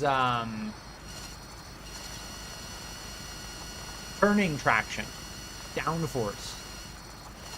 When we're turning, so horizontal traction. So that, like, ideally we would get it to a point where the vehicle effectively is like a train on a railroad track. Think about a train on a railroad track with maximum connection.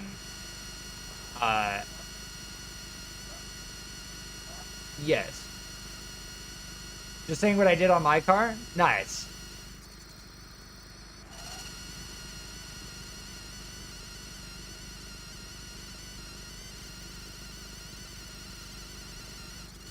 Yeah, that is... that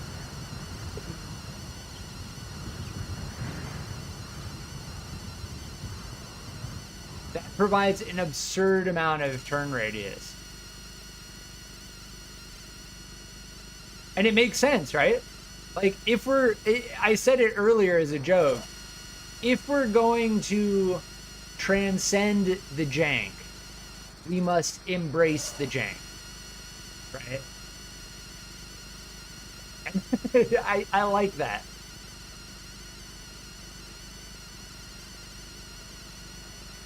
Because it's the truth, right? Lonnie, welcome. Use large arrow if we raise them up. We get more acceleration. Yes. Earlier in the stream, if you check it out, we use the large carbon fiber wing. Now, the problem we ran into was every time we went over a bump, we instantly broke our wings.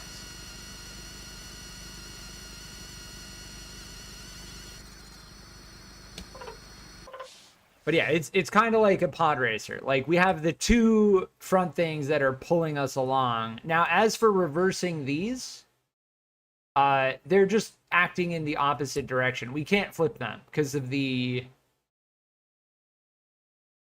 fact that the engine is behind it, right? We need the fans to be facing forward, outward, and then they're sucking air in through the front, out the back. Now, we could reverse them entirely. Let's get a little bit more in detail about how these are rotating. That one's rotating, the left one's rotating counterclockwise. The right one is rotating clockwise if we're looking in this direction, right?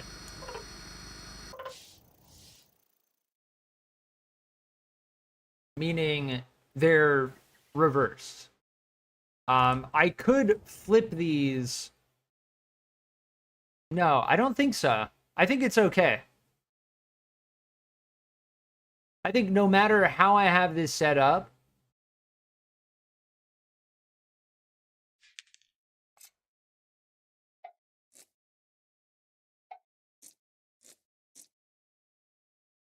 huh?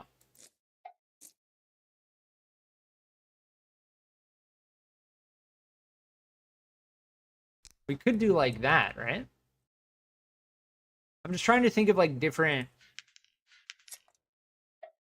fan blade positions.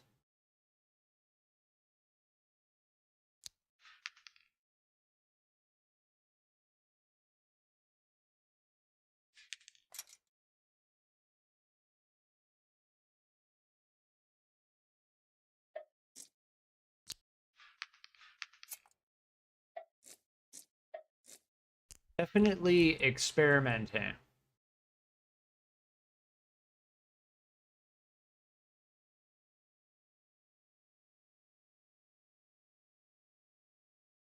We want these to be opposite.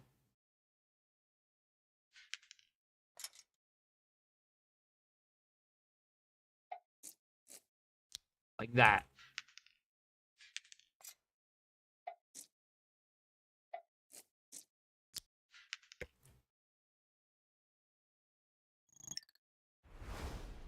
I will go to the supersonic just to...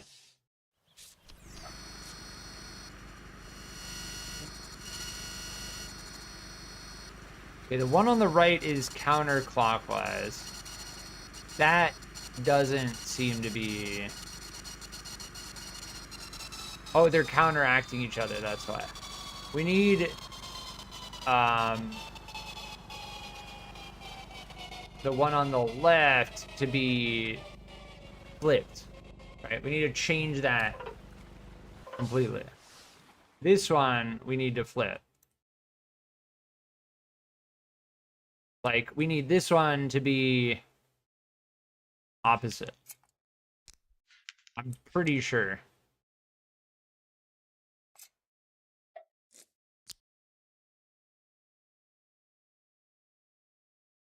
No, that's not right. This definitely makes it a little bit more complicated to look at.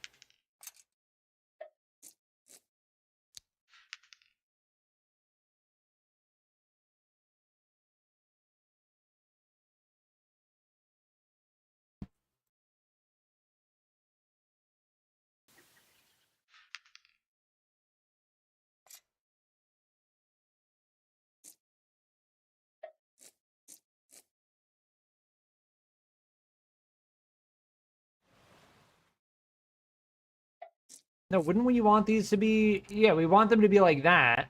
Yeah. Yeah. Yeah.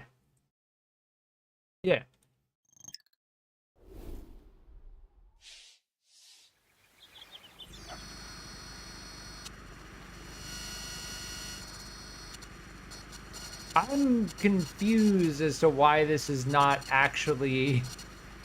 You know why? Because of the direction. It's the direction of the way that the wings provide downforce. Even though, yes, if this is rotating clockwise in this direction, this wing would be bringing air backwards, but I don't think that's actually how it works, like, in the game. Like, I'm pretty sure we need to have it, we need to have it facing the direction of the motion.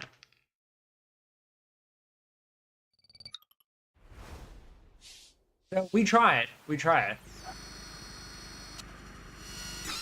Okay, now we're going backwards.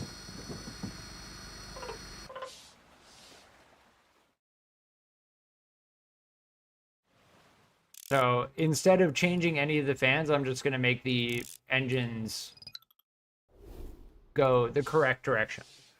Or whatever. Yeah. There we go. Have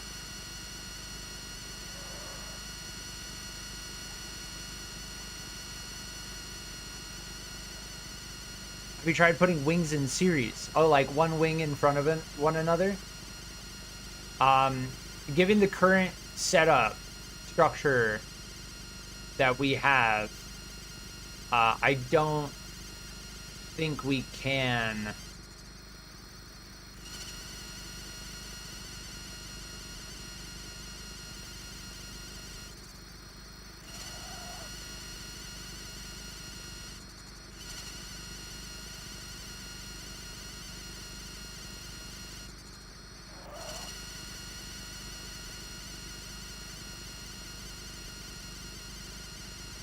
Maybe we can.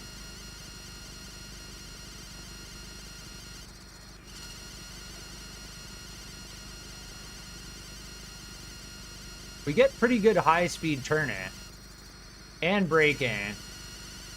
We're just not going that fast, right? Like, I need to be able to go faster than this.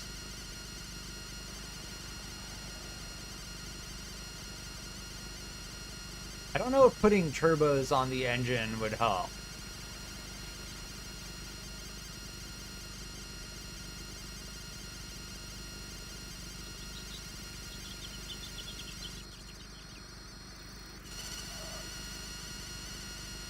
Yeah, turn radius, low end acceleration, and then maintaining traction is by far those are the things we're angling for. Those will provide like a little bit of higher RPM. So I can try, right? Like we'll try to put these back on, but I think it's gonna just clip into the ground pretty much. Like you can see how it raised the whole thing up.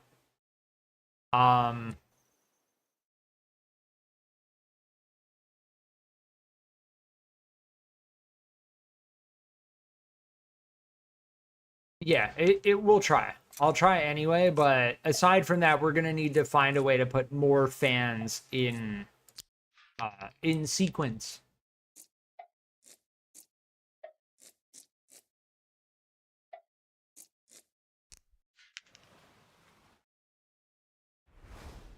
Like in a row, one in front of one another. Yeah, see how it's clipping? Definitely gives us more acceleration. But unfortunately, like we could have technically built this. Well, it's not that difficult to change, right? Like, all I need to do is raise it up 2 more blocks. Right?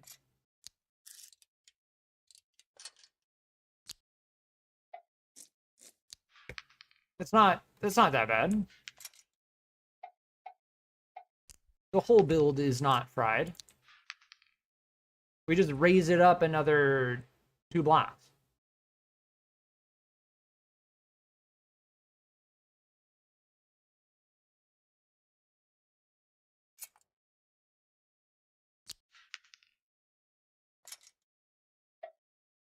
It was concerning for a little bit. I was thinking like, oh, this whole build is fried. And there's going to be nothing we can do. And we're going to need to build the whole thing again. But I don't think that's the case. I don't think the build is fried. I think we just have to scale it up, like bring it up. In which case, we just rebuild the suspension.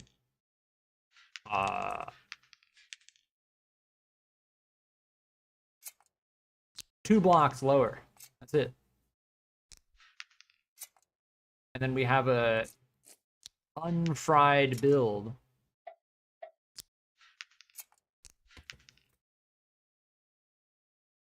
Not 3? We'll try 2. It doesn't seem like it's gonna need 3.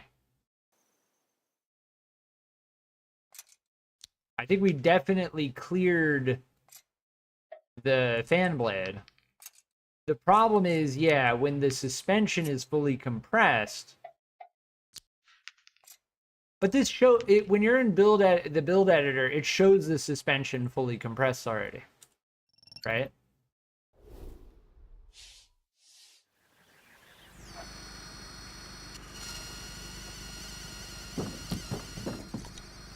We need more downforce on the back.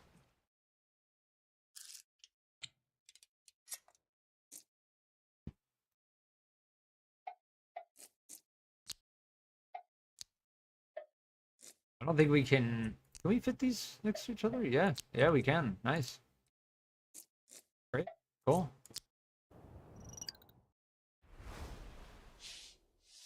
Maybe we'll go 1 higher. Oh, it's clean. We're good. We're cooking. I did see a little bit of jumping, though, in the beginning.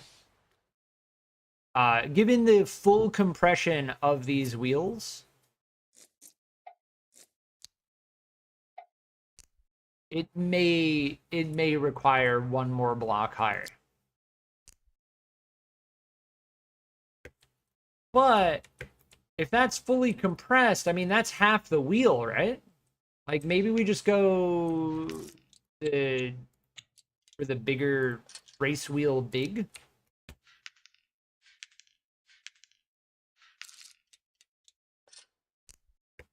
To get that extra small amount of clearance.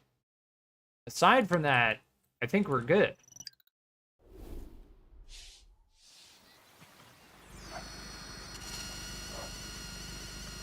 Oh, it's bouncing.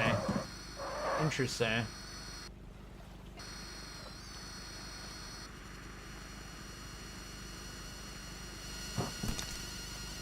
Yeah, no, it does. It needs to be 3. It needs to be one lower. The whole thing.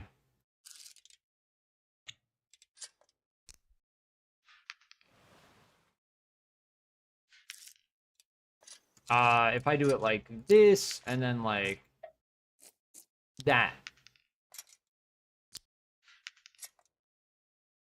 Boop. There we go.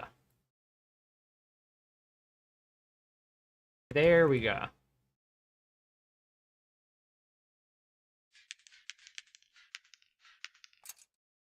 And I can just keep bringing it up more. It's just the compression of the suspension is the limitation at this point. Like, as long as we don't clip, as long as the wing doesn't hit the ground, we're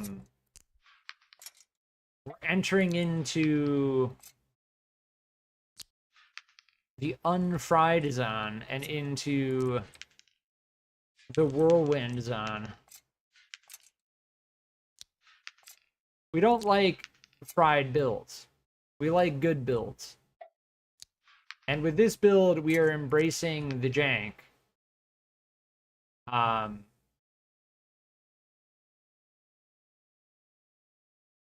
Because embracing the jank is the only way. Oh, yes, the downforce on the back. Indeed. Indeed, but it didn't jump right as we press the accelerator.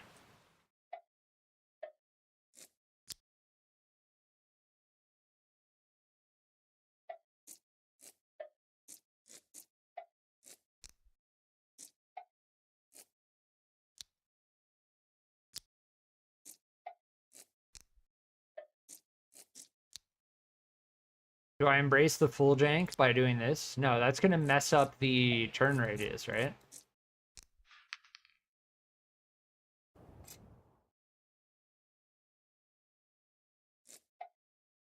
You know, I wonder, what happens if we reverse the downforce on the front? Make it so it lifts up slightly, and then no, because we need the wheels to be able to turn, right? Yeah, we can't do that. That's not a wise idea. You need the wheels to be touching the ground in order to be able to turn, right?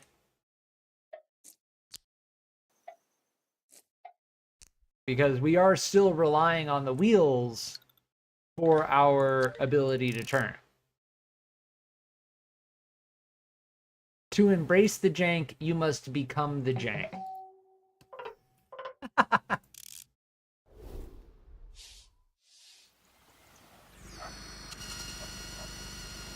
It's still bouncing a little bit. Oh, it stopped bouncing.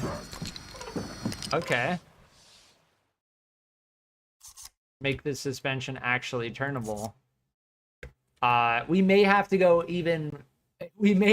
one down again. Because it's still bouncing.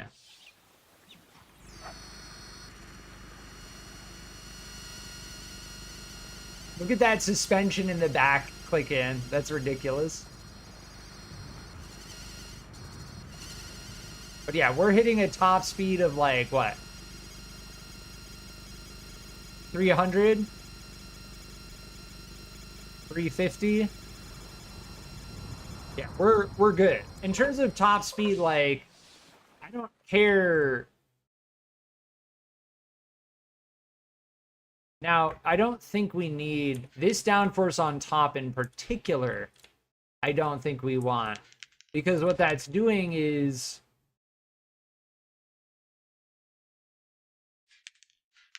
yeah, we want to keep our downforce as close to the wheels and as low as possible, because otherwise what will happen is this will push down this way.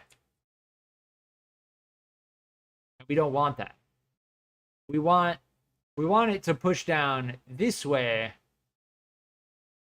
into, well, the center of mass on this thing. Like, yeah.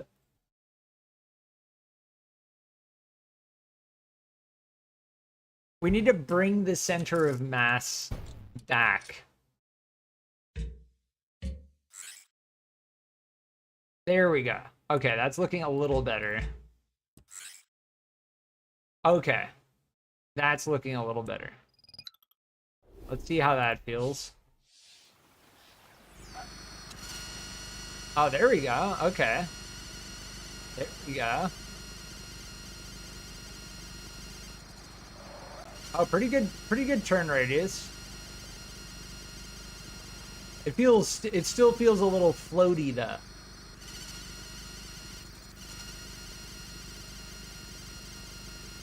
Definitely still feeling a little floaty.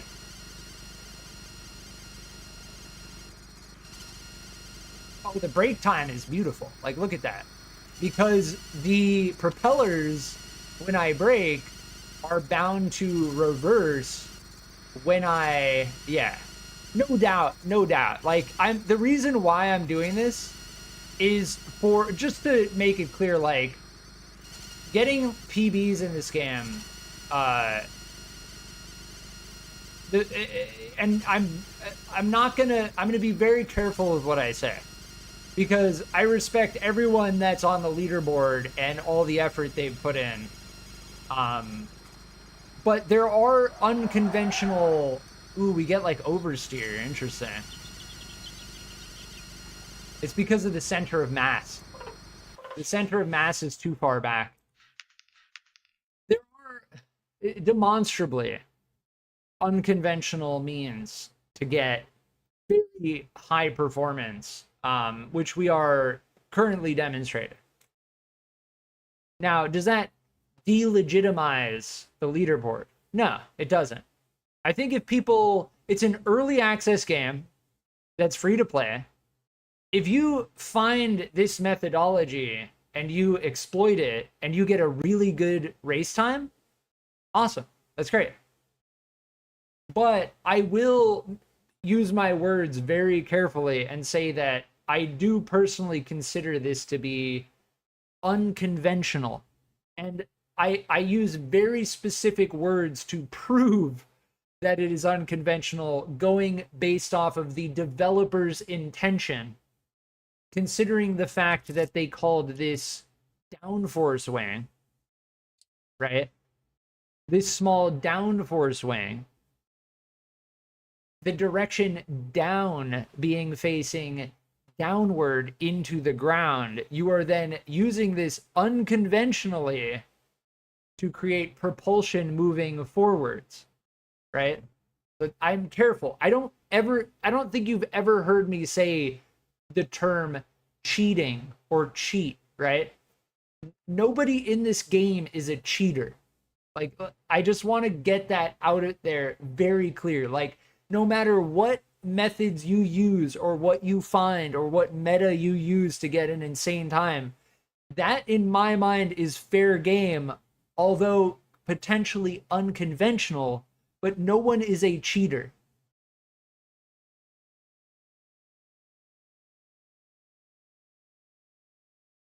And I think as a community for this game, like, we gotta be careful, right? Like, just let's, because that gets into like toxic mentality. You don't want to go there. Like, unconventional means are completely fine. Completely fine. But yes, I agree, Trust. It should be in its own class. Now, as for how the developers would achieve that programmatically, that's a little difficult. But I do agree that, yes, separating things into classes is probably the best way to go about setting things up once this game does become a full release out of early access, so on and so forth.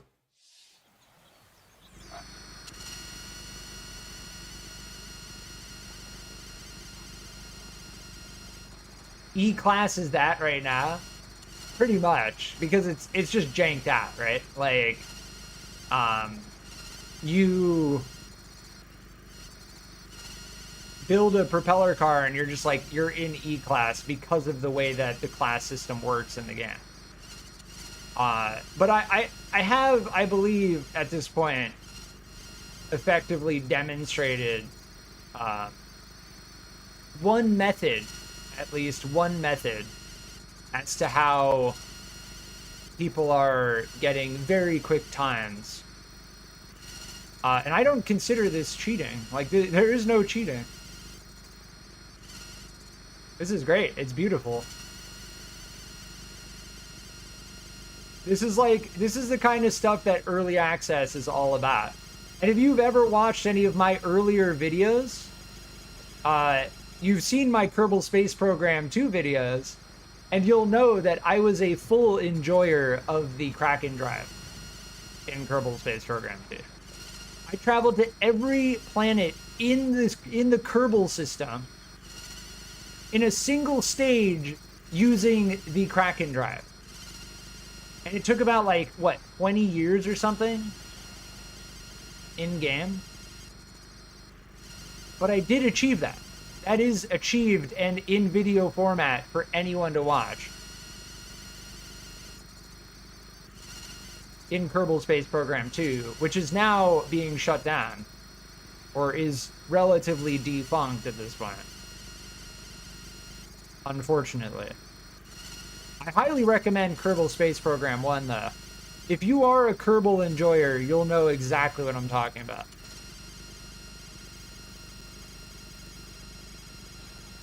Juno New Origins is another very good... yeah, look at that break time. Like, that's just insane. And personally, I mean, I could use this at the Secret Queen race. I'm not going to. Like, I'm not going to. I do think they should be separated into different classes. But this is beautiful. I love this. I'm cruising. Like, this is pure enjoyment. This is why I bought the supporter bundle. The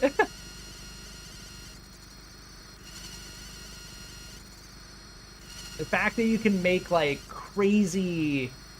The second I saw the Carbon 1B dragster made by White Dwarf, I knew that things are gonna get very interesting.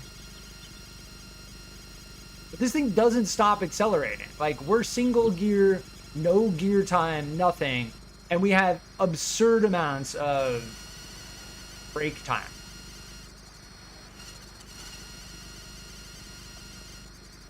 The center lane has a speed camera? Ooh, I think we did get hit by it, yeah. Yeah, here, right here. Oh no, that's the flag. It's so weird. I have no,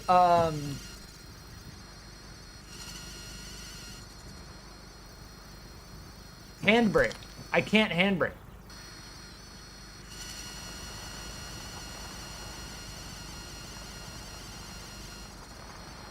Which I find fascinating, because the handbrake must be tied to... Oh yeah, and we go up any hill, we immediately flip.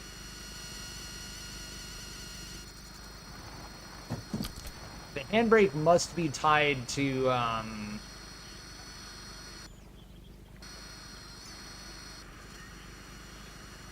the engine being connected to the wheel axle, or something like that. The map wraps around with no reduction in speed. We did indeed test that with the Carbon 1B dragster. And we did learn, thanks to Neri, that there is a secret skin cosmetic, if you look at the pattern on the ground of the map, there is a cosmetic that you can get by going really, really far to the northwest. You find this like castle asset.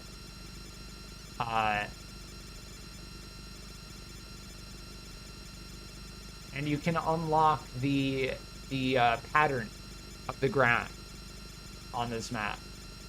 Now, the first time we went over here, we used the Carbon 1B Dragster, which has a top speed of 1700 kilometers an hour. But yes, it is out here. It's gonna take some time.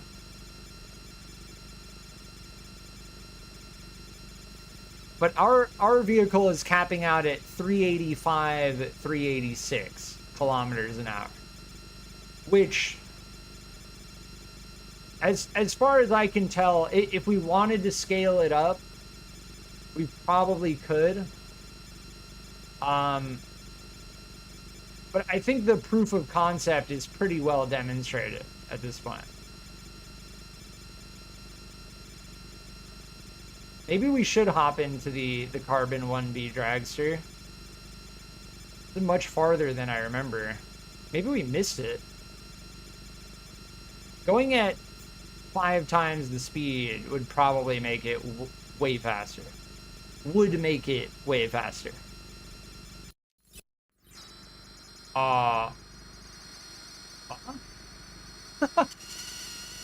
We just flew into the air and got destroyed. But yes, this map texture you can get by going to the northwest. Let's hop in the Carbon 1B Dragster. See if we can find it again. Oh, no. We modified this one. We effectively broke this one by removing this connection. But we did learn that by removing the engines, it did actually slow it down a little bit. There is something to do with horsepower. When it comes to your ability to accelerate using the downforce, horsepower does have an effect.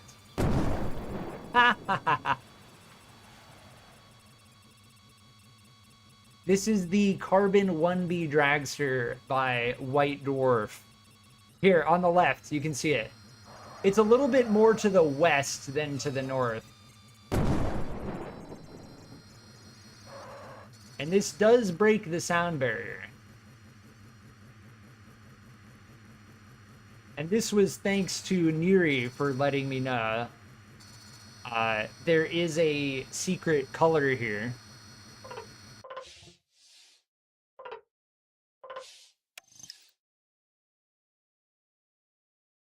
Which I think is the 34, right? No, that's the premium color you get from...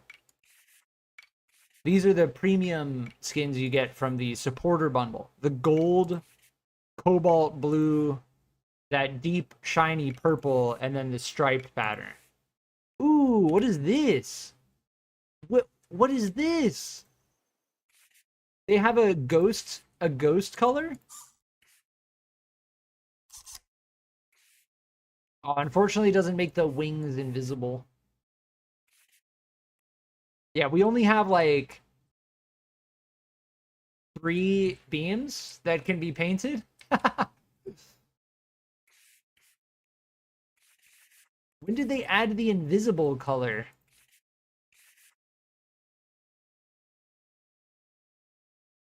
Ghost, it's glass. Indeed. It's got like a jelly effect that looks like gelatin or something.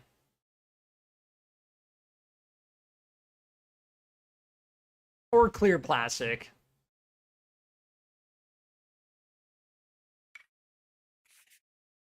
Turquoise. They added I don't know where it is. I'm gonna have to scroll through. This should probably be a selection menu. Like, if we're getting into the UI in the game, should not have to scroll through these. If there is a way to look at them all on screen and like open a menu where you can click one, I would love to know. There it is, number 4. There. More planetary gears. Yeah, we could easily modify this to have another planetary gear. Now, we exploited the hinge connector. I want to use the ghost glass. The clear plastic ghost cosmetic. That looks pretty cool. You can actually see, you can see the axis rotating inside there.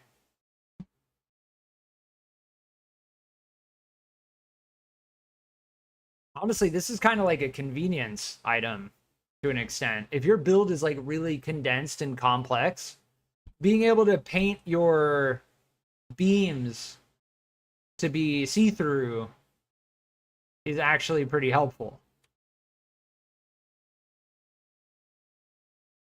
But yeah, this build is clean. And yeah, I mean, you can clearly tell, right? We could easily add another planetary gear. Like right here, move the engine back. Or extend the propellers forward one. It really depends. At this point, now we just modify the center of mass. I'm gonna add 2 more on the back here. Move that back a little more.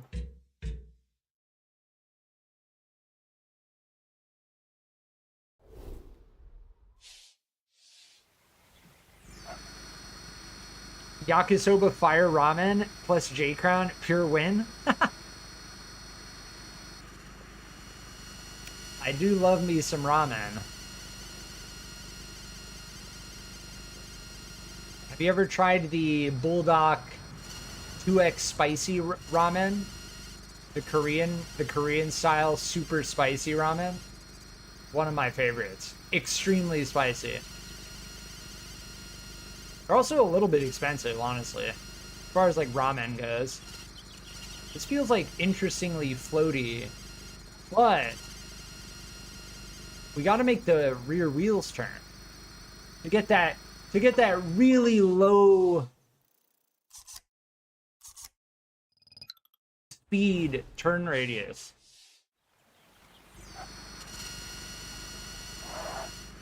Now we just have to be really gentle with it. Like if I crank the wheel, we turn, but oh, look at that. Look at that. That's beautiful. We do slide out a little bit. I might bring the center of mass. Yeah, that's happening because of that weight. That did a really good job of visualizing it even. That weight on the back was carrying the back of the vehicle around the center of mass. Have you tried yakisoba fire? I have not. I have had the yakisoba ramen, but only the like mild kind.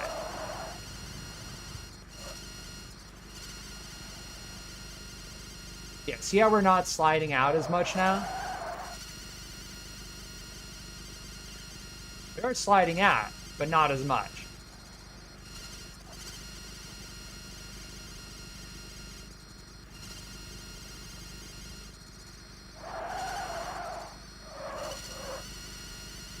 The handling on this thing is pretty close to where we're trying to get it. And as I refine this thing, I'm sure it's clear to anyone who's played this game that the performance of this vehicle is getting pretty ridiculous, right?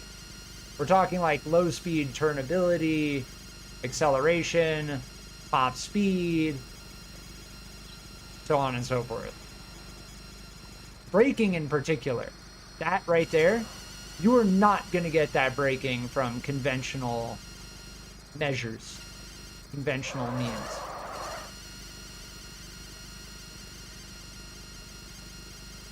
You're not.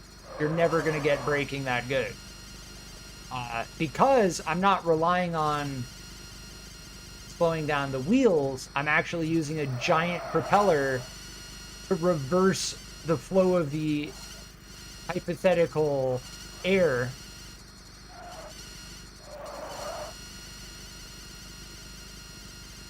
I'm eating pizza now. Have fun.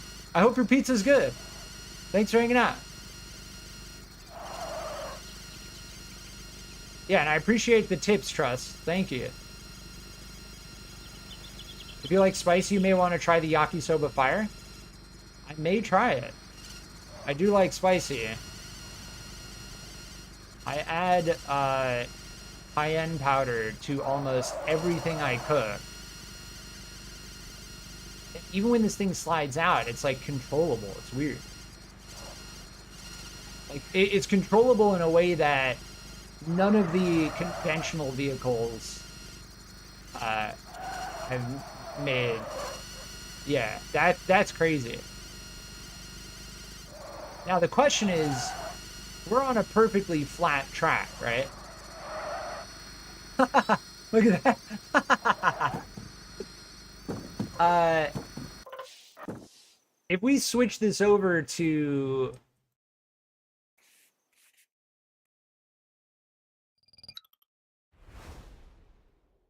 the island, I'm not gonna do any races with this thing.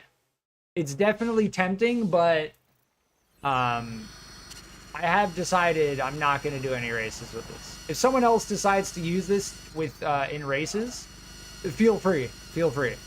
That's just my personal decision. I put this on the workshop.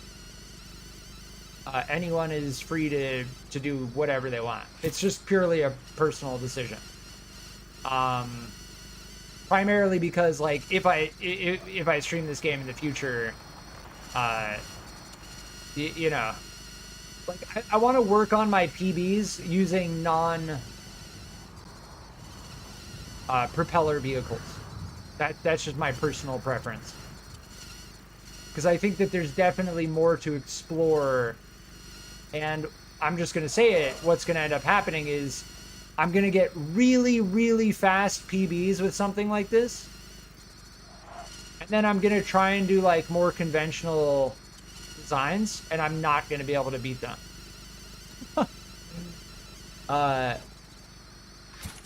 Yeah.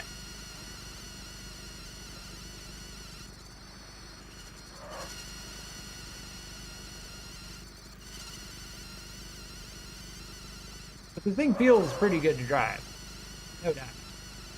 I think at this point it's very, very evident. I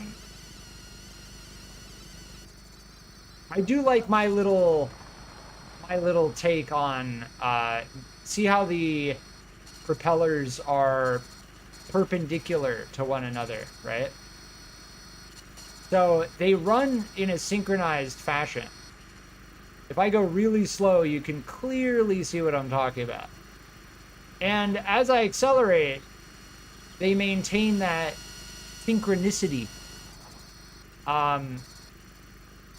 If we could get one of them to be 45 degrees, we could probably get four wings on them. I don't think that this design, I mean, we could add another set of wings, we could add another planetary gear, but as far as the handling of this goes, like, we're pretty good. Now, as for me driving it well and, like, making perfect clean turns and all that, that's pure, like, driver's skill at that point.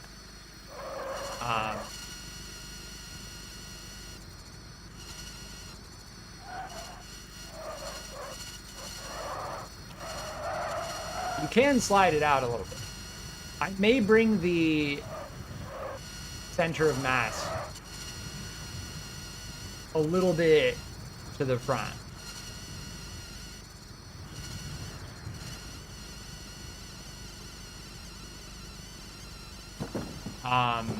And we may need more downforce as well. There are many things that I can still do to this build that will make it even more effective, including more downforce on the front. Maybe I'll make these, if that's 97%, 98%. Yeah, let's make these stick out then. And then as for the center of mass is one of the biggest important factors. And if I'm being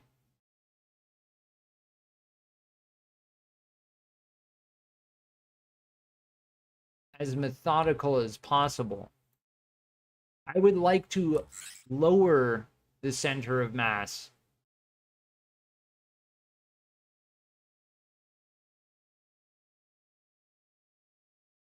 Yeah, I think the center of mass is okay. I might do this. Bring it slightly forward.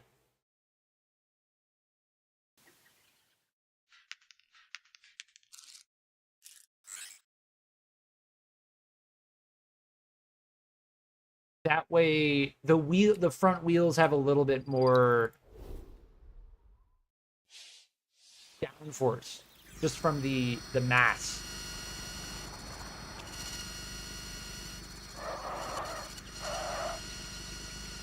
And then you can slide the back out a little bit.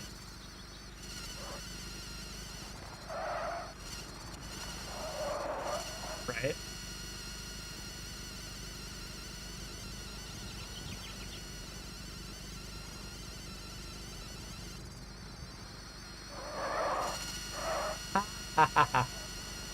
Yep, that's getting ridiculous. Now, one of the biggest drawbacks is, yes, you hit a bump, the fan blades are gonna slam into the ground, and then you're toast. At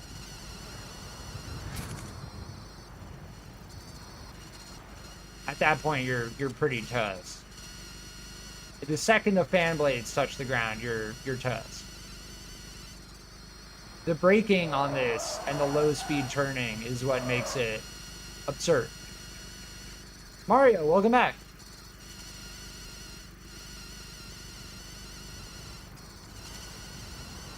Yes, Mario, I saw your comment on the small vehicle I made previously.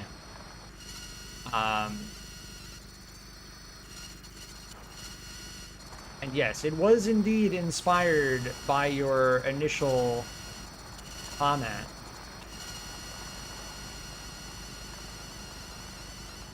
So yes, the turning, I may try the dirt wheels just to see. You can drift this thing. This thing is actually a drift mobile. You can actually look at this. This thing is drifting right now. And I'm going to explain why it's drifting, and it's the weirdest thing that I'm starting to realize. It's because the baked-in traction control in the game doesn't recognize the fact that we're accelerating. Right? So you can kick the butt out of this thing and drift it around the corner. Look at that. Sick. We like that. We like that a lot.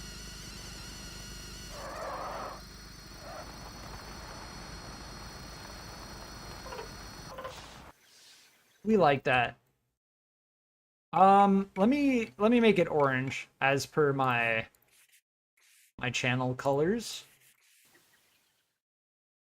This is going on the workshop.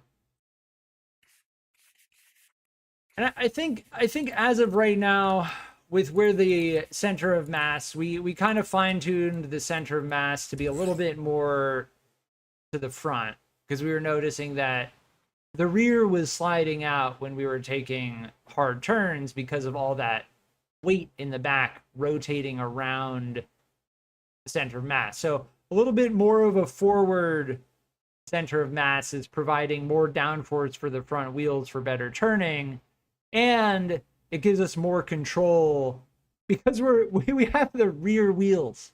The rear wheels of this thing are turning. That is actually what is happening.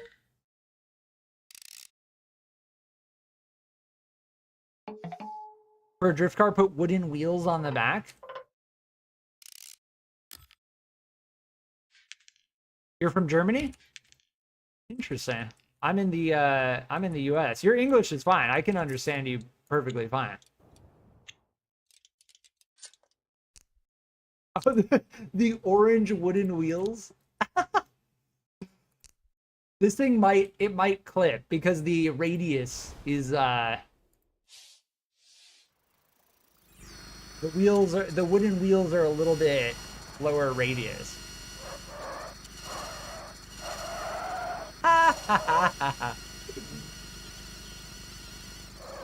Is this going to become the god tier drift mobile?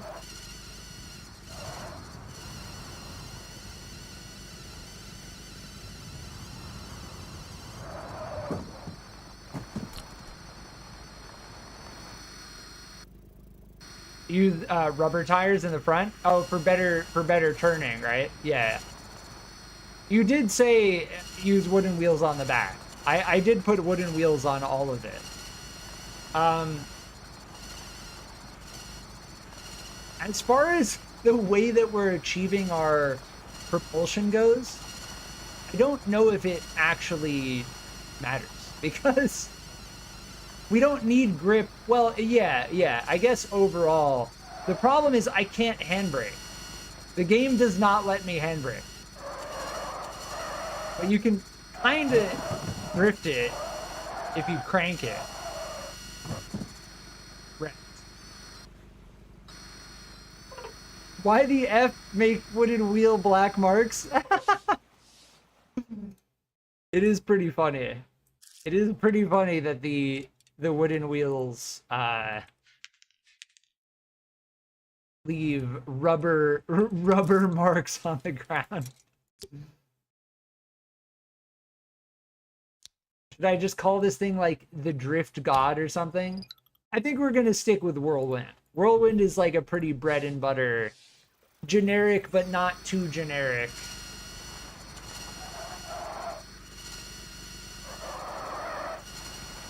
Yeah, I mean, it definitely drifts if you kick it at. The problem is, for an actual drift car, you need the rear wheels to have torque, right? So, a big part of drifting, or having any type of, like, vehicle that intentionally maintains a balance of lost traction,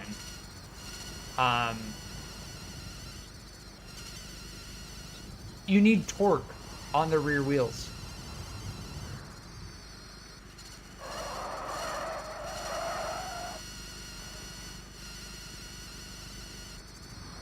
Oh, the braking is just absurd. That's the biggest thing about this. I'm like, I want to brake. I want to slow down. You're okay. Okay, you're slowed down. You want to stop? You're stopped. That's by far the biggest downside. Is if you hit a bump and the fan blades hit the ground, you're roasted. You're done.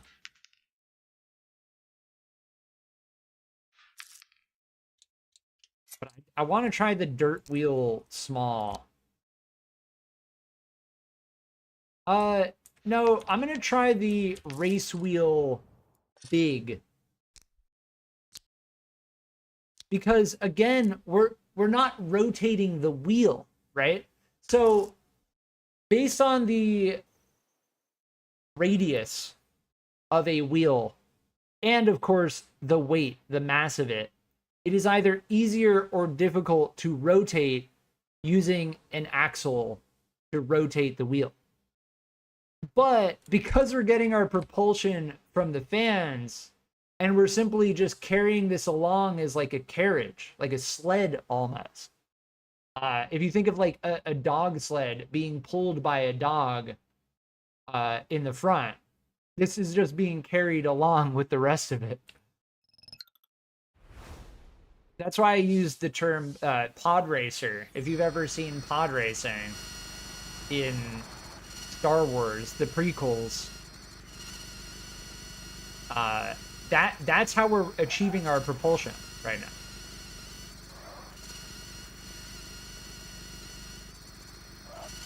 But you can see, right? Like, I want to stop, we're stopped. You know?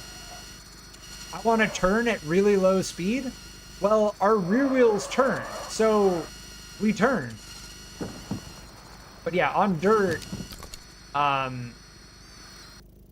the traction that we get from the horizontal traction is something we don't get, right? Because we're still relying on the wheels for our turning. We're relying on the propellers for our propulsion, but we're still relying on the traction of the wheels for that horizontal force.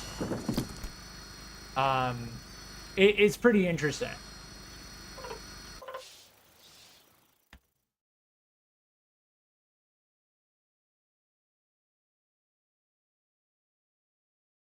Angle the propeller a little bit up. Yeah, so when we initially started building this, I actually raised the whole thing up by about 4 blocks to keep the propellers from hitting. The propellers only hit if you slam into a giant bump, which on most street courses is it's pretty avoidable. Now, if anyone wants to modify this, they can very easily. Like, as far as the build goes, there are no gears aside from these 4 planetary gears here. It's a very, very simple build. The goal of this build was to demonstrate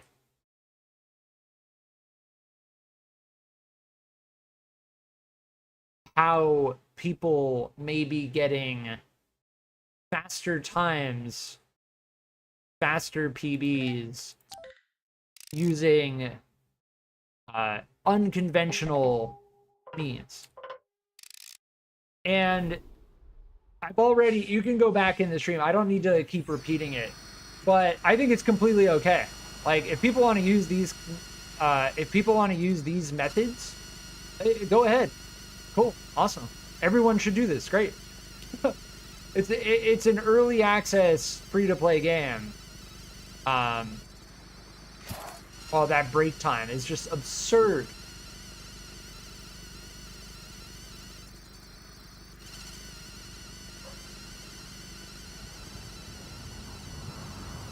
As far as my opinion goes, there is no cheating, right? You'll never hear me use or say, oh, someone cheated, right? There's no such thing. You can't cheat in a free-to-play physics-based sandbox game because everyone has access. If you want to get into philosophical discussion, in my opinion, cheating is when you have a clear, defined set of rules that are laid out for every person who is competing. And certain people decide to go against those clearly defined, laid out rules, of which, in this case, there are none at all. So, yes. I think it lowers suspension only in the back. Maybe you could... I could lower it 1 block in the back and make the whole thing angled up slightly.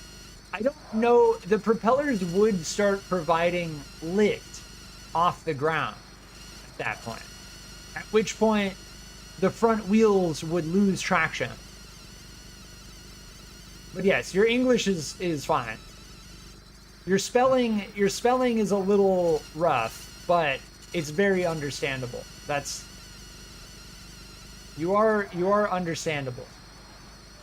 Spelling in the English language is not easy, given the fact that there are so many ridiculously arbitrary exceptions to certain words in the English language, given the fact that the English language borrows so much from like every other language. So yeah, don't worry about it.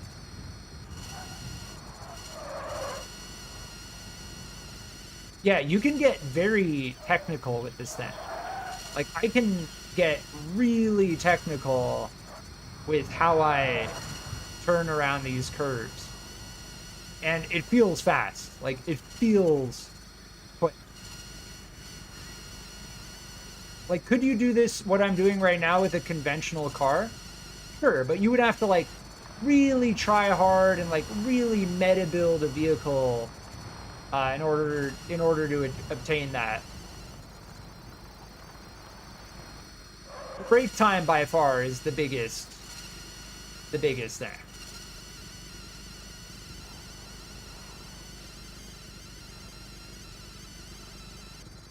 Like, if you look at that brake time, I don't get any brake time nor any low speed turning from any of my other builds. Yeah, that's ridiculous. It's beautiful, but it's ridiculous.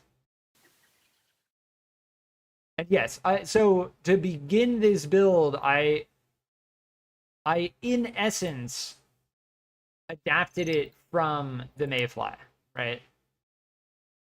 Like, we took this right here, just this idea right here, and adapted it. Slightly different, but very same structure, right?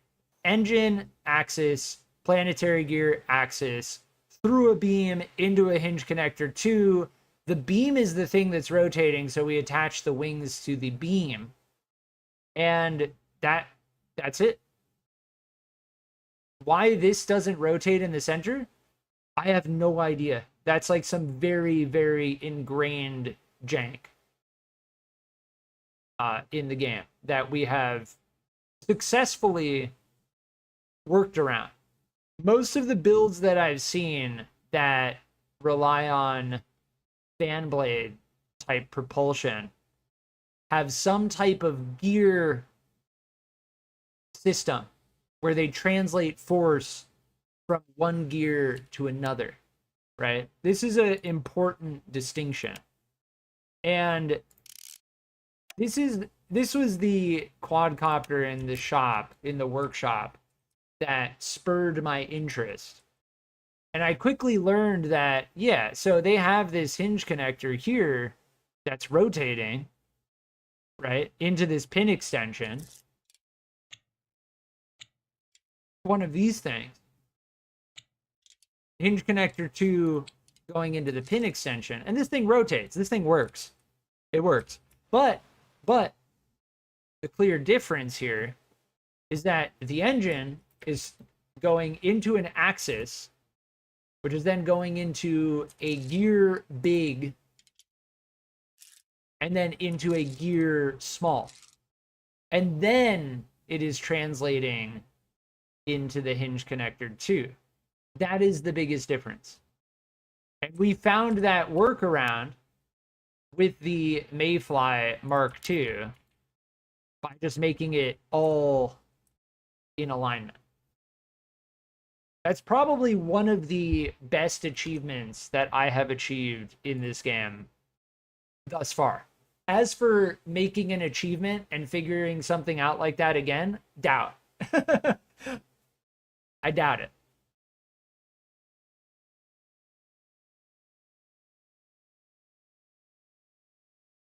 But this works, and this is the method that I recommend if you're trying to build a really bare bones propeller that relies on a planetary gear, which in most cases you're going to be relying on a planetary gear because any type of motor is not going to provide high enough RPM or ratio on its own. You need that ratio to increase the rotation.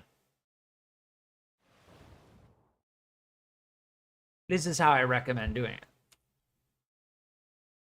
I just pressed E while I had OBS active. Apologies.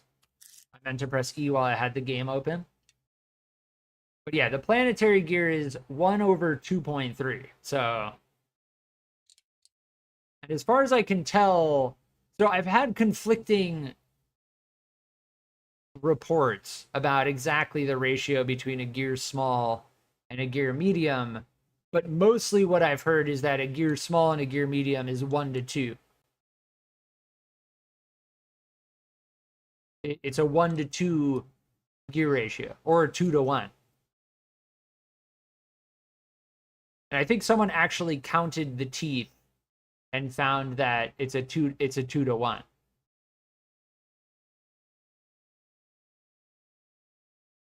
But I also have heard that it's a 3-to-1.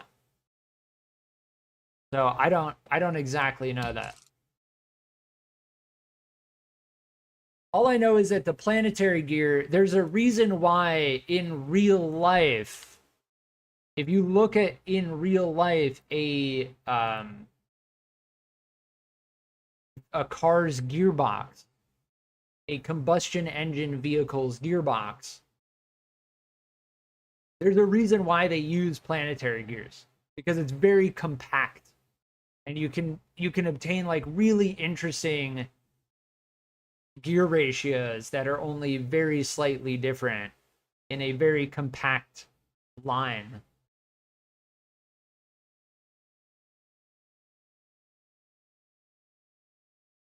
And I do highly recommend watching a video that explains planetary gears, because before I started playing this game, I knew about gear ratios and whatnot, very basic knowledge.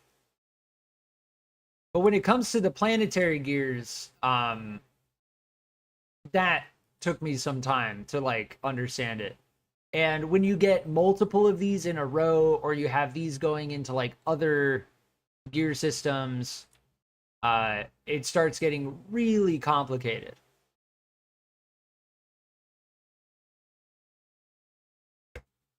But yes, this thing is on the workshop. Let me put created live at JCrown on YouTube to plug my YouTube channel.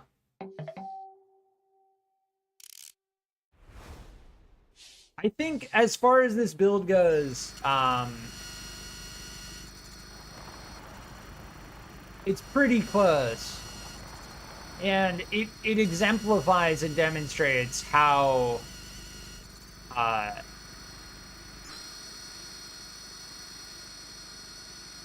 you can use these methods to get really fast times. And this thing feels good. I recommend using it. And I've made my opinion very clear with regards to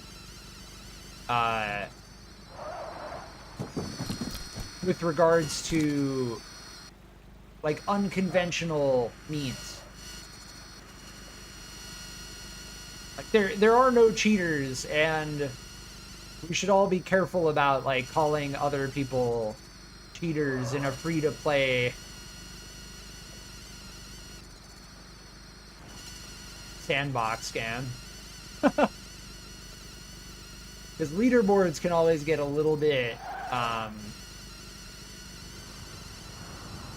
heated. We don't want it to devolve into toxicity. I think everyone is making like really awesome stuff at this point. This game has been a fascinating experience for me personally. Like, I did not, when this game came out, I was refreshingly surprised by the quality of the learning curve and the gameplay loop. Very rarely does a game like this come out free-to-play, early access, with so much effort and thought put into it. There are many, many trash games that are coming out every day that are worth absolutely no one's time, and this is not one of them. This game also has a very solid educational experience within it, because it does apply to real-life parts, vehicles. And gear ratios, even, like, I have many hours in BeamNG, BeamNG Drive is a physics sandbox destruction type vehicle simulator game, which has been around for a long time. I do recommend playing it, but never did in BeamNG, never did I really learn about like gear ratios and how vehicles are constructed or anything like that. So highly recommend this game. I love that. You just like slam into a wall and the wings just get destroyed. They did, by the way, they did try to make a turbine-powered car.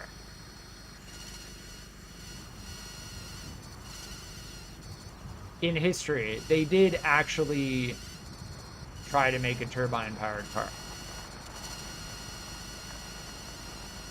And what they found was getting low-end torque and the amount of fuel it takes is very, very inefficient. Turbine engines are very good at high RPM, going at high speeds with low air resistance. That's why commercial jets fly at like 30,000 feet and beyond. It's because turbines operate very efficiently at low air density, very high RPM.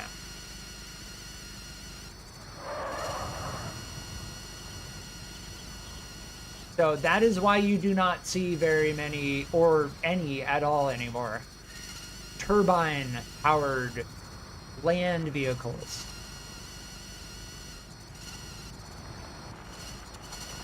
Yeah, this thing could drift. That is a drift right there that I'm doing. Until I hit that bump, of course.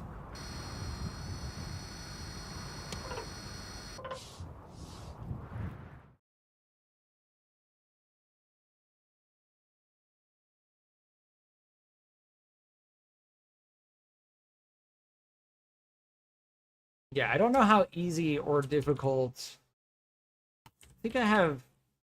Do I have Chrome? I almost want to show that.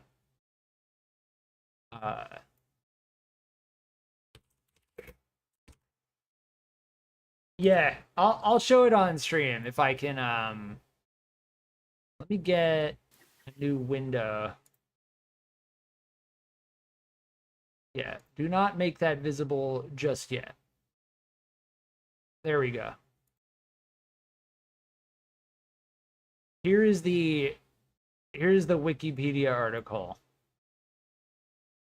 This is the Chrysler turbine car. And yes, it was actually a thing. And I am as interested enough. I am interested enough to actually display the Wikipedia page for it on stream, just as verifiable proof that this did exist, and that they no longer do it. There were 55 produced. It used a gas turbine. Intended to be used in road vehicles. So to make this clear, like the way that this thing moved was by sucking air with a turbine engine.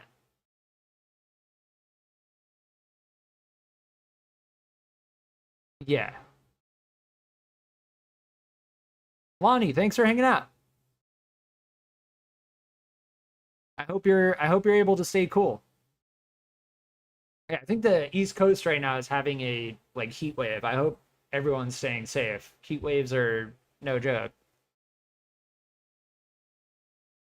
But yeah, this was in the 1960s, and as you can imagine, they don't do this anymore.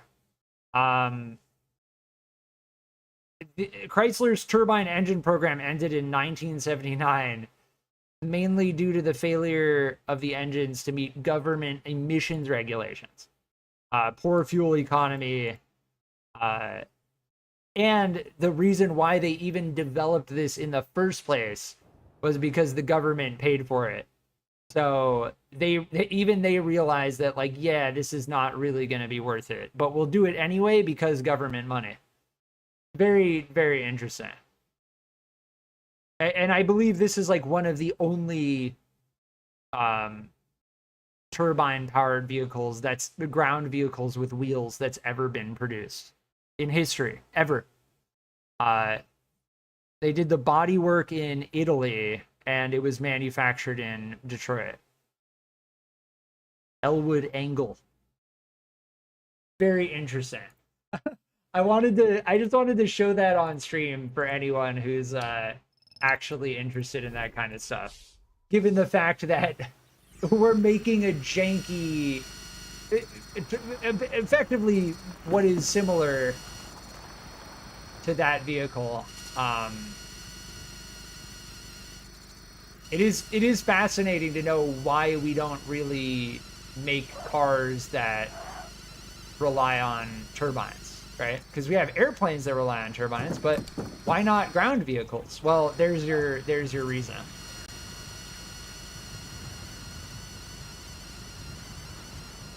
Yeah, we could absolutely put another. This thing is amazing. Highly recommend trying this. Other people are making similar designs. I wanted to make something by going off of what I learned with the Mayfly.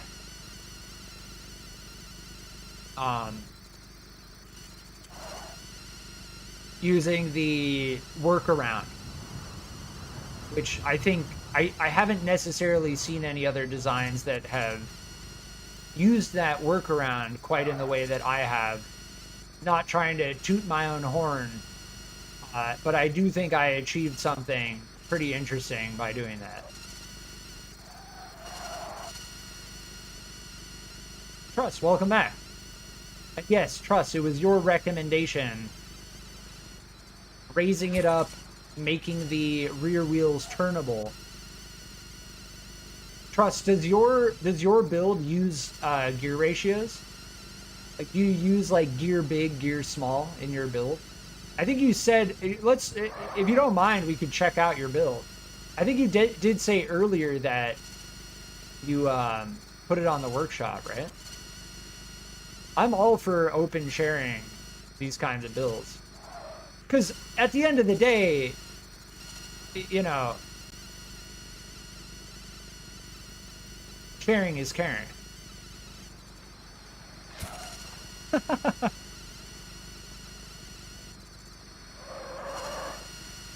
That truck 18-wheeler that we tried out last stream was pretty crazy.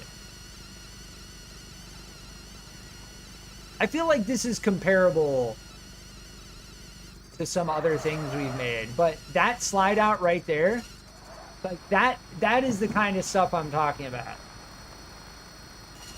The name is Tornado. I'm interested to see how you went about. Let's get back into build mode. That high-pitched whine is something they may want to think about. Somebody did adding a diesel engine, which would be pretty cool. Like a low torque, low speed. Like when we drove that 18-wheeler, it was like a race car engine. And the wheels were sliding around everywhere. That's not how actual truck engines and vehicles operate at all. But it is interesting, though. Yes, this is the Tornado by Truss46 in the chat. Shout out to Truss. Neri, welcome back.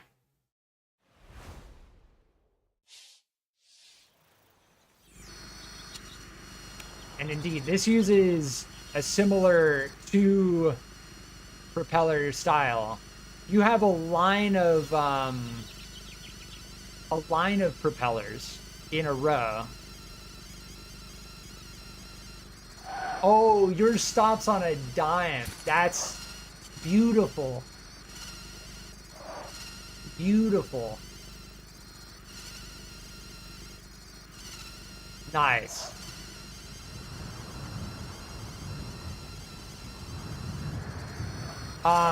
So as far as the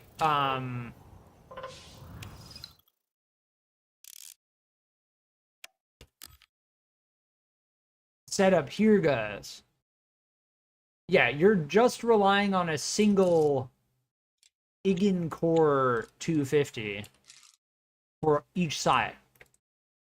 So 2 total.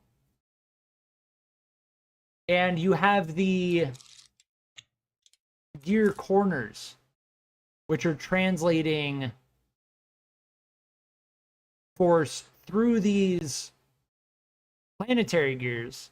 So you have the Igen core going through this, through the gear corner, through the planetary gears, back through here, which is then translating force into the row of propellers.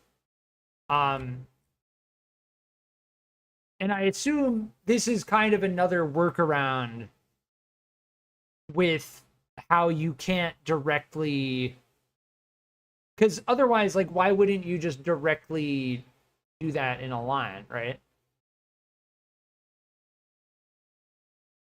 It is clean though. Very symmetrical, very clean. The fact that yours can stop on a dime is what's so fascinating. And then you have the vertical stabilizers in the back. Very nice. You can change the gears in the back. Yeah, definitely feels like this setup can be made a little bit more direct, but the way you did it is legit. The way that I'm doing it is direct, right? And I'm working around the hinge connector by using the beam rather than the hinge connector itself. Where your build uses the hinge connector directly. Which is definitely interesting. Because yeah, anyone who's built something like this knows that the hinge connector is a point of jank that requires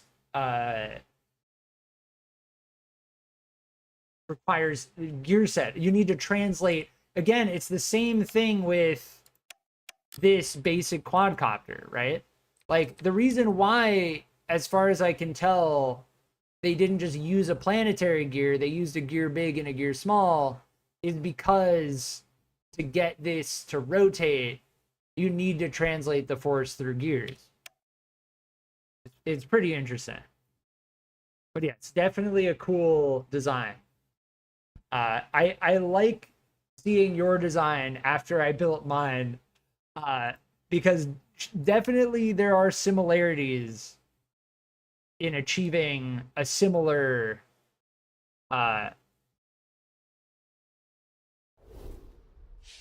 performance, right? And what more fan blades I think does ultimately, I could probably switch to just the Igen cores. What more fan blades does is it provides you more torque, right? So mine takes a little while to slow down. But if you were to add more fan blades, you would just get that instantaneous torque, right? That instantaneous massive amount of force. Yeah. You need a gear at the end if you use a planetary? Yeah. I like using as few gears as possible. That's just like my vibe. When it comes to the Mayfly, I kind of demonstrated that pretty well, right?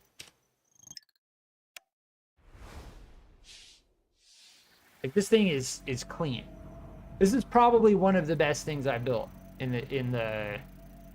the game thus far. It's at least one of the things I'm the most happy about, because it handles exactly how I want it to. Given the fact that we're not actually like modulating the fan blades, it's pretty interesting. It's definitely interesting.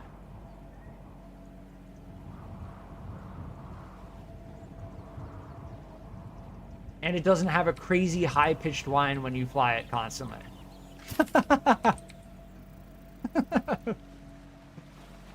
That's another bonus of flying this. It's a very relaxing, zen-like experience without sounding like you have a mosquito in your ear constantly.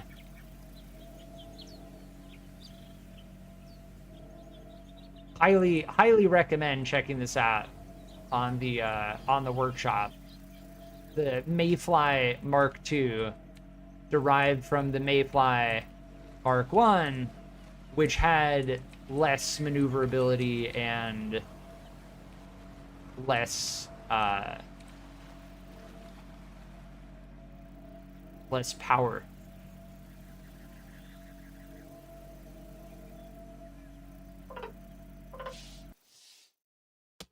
But yes, I think that's going to be all for now.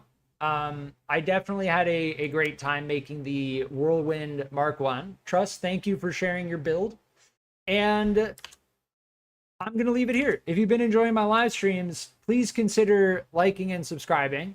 And I will be on in the future. Thank you.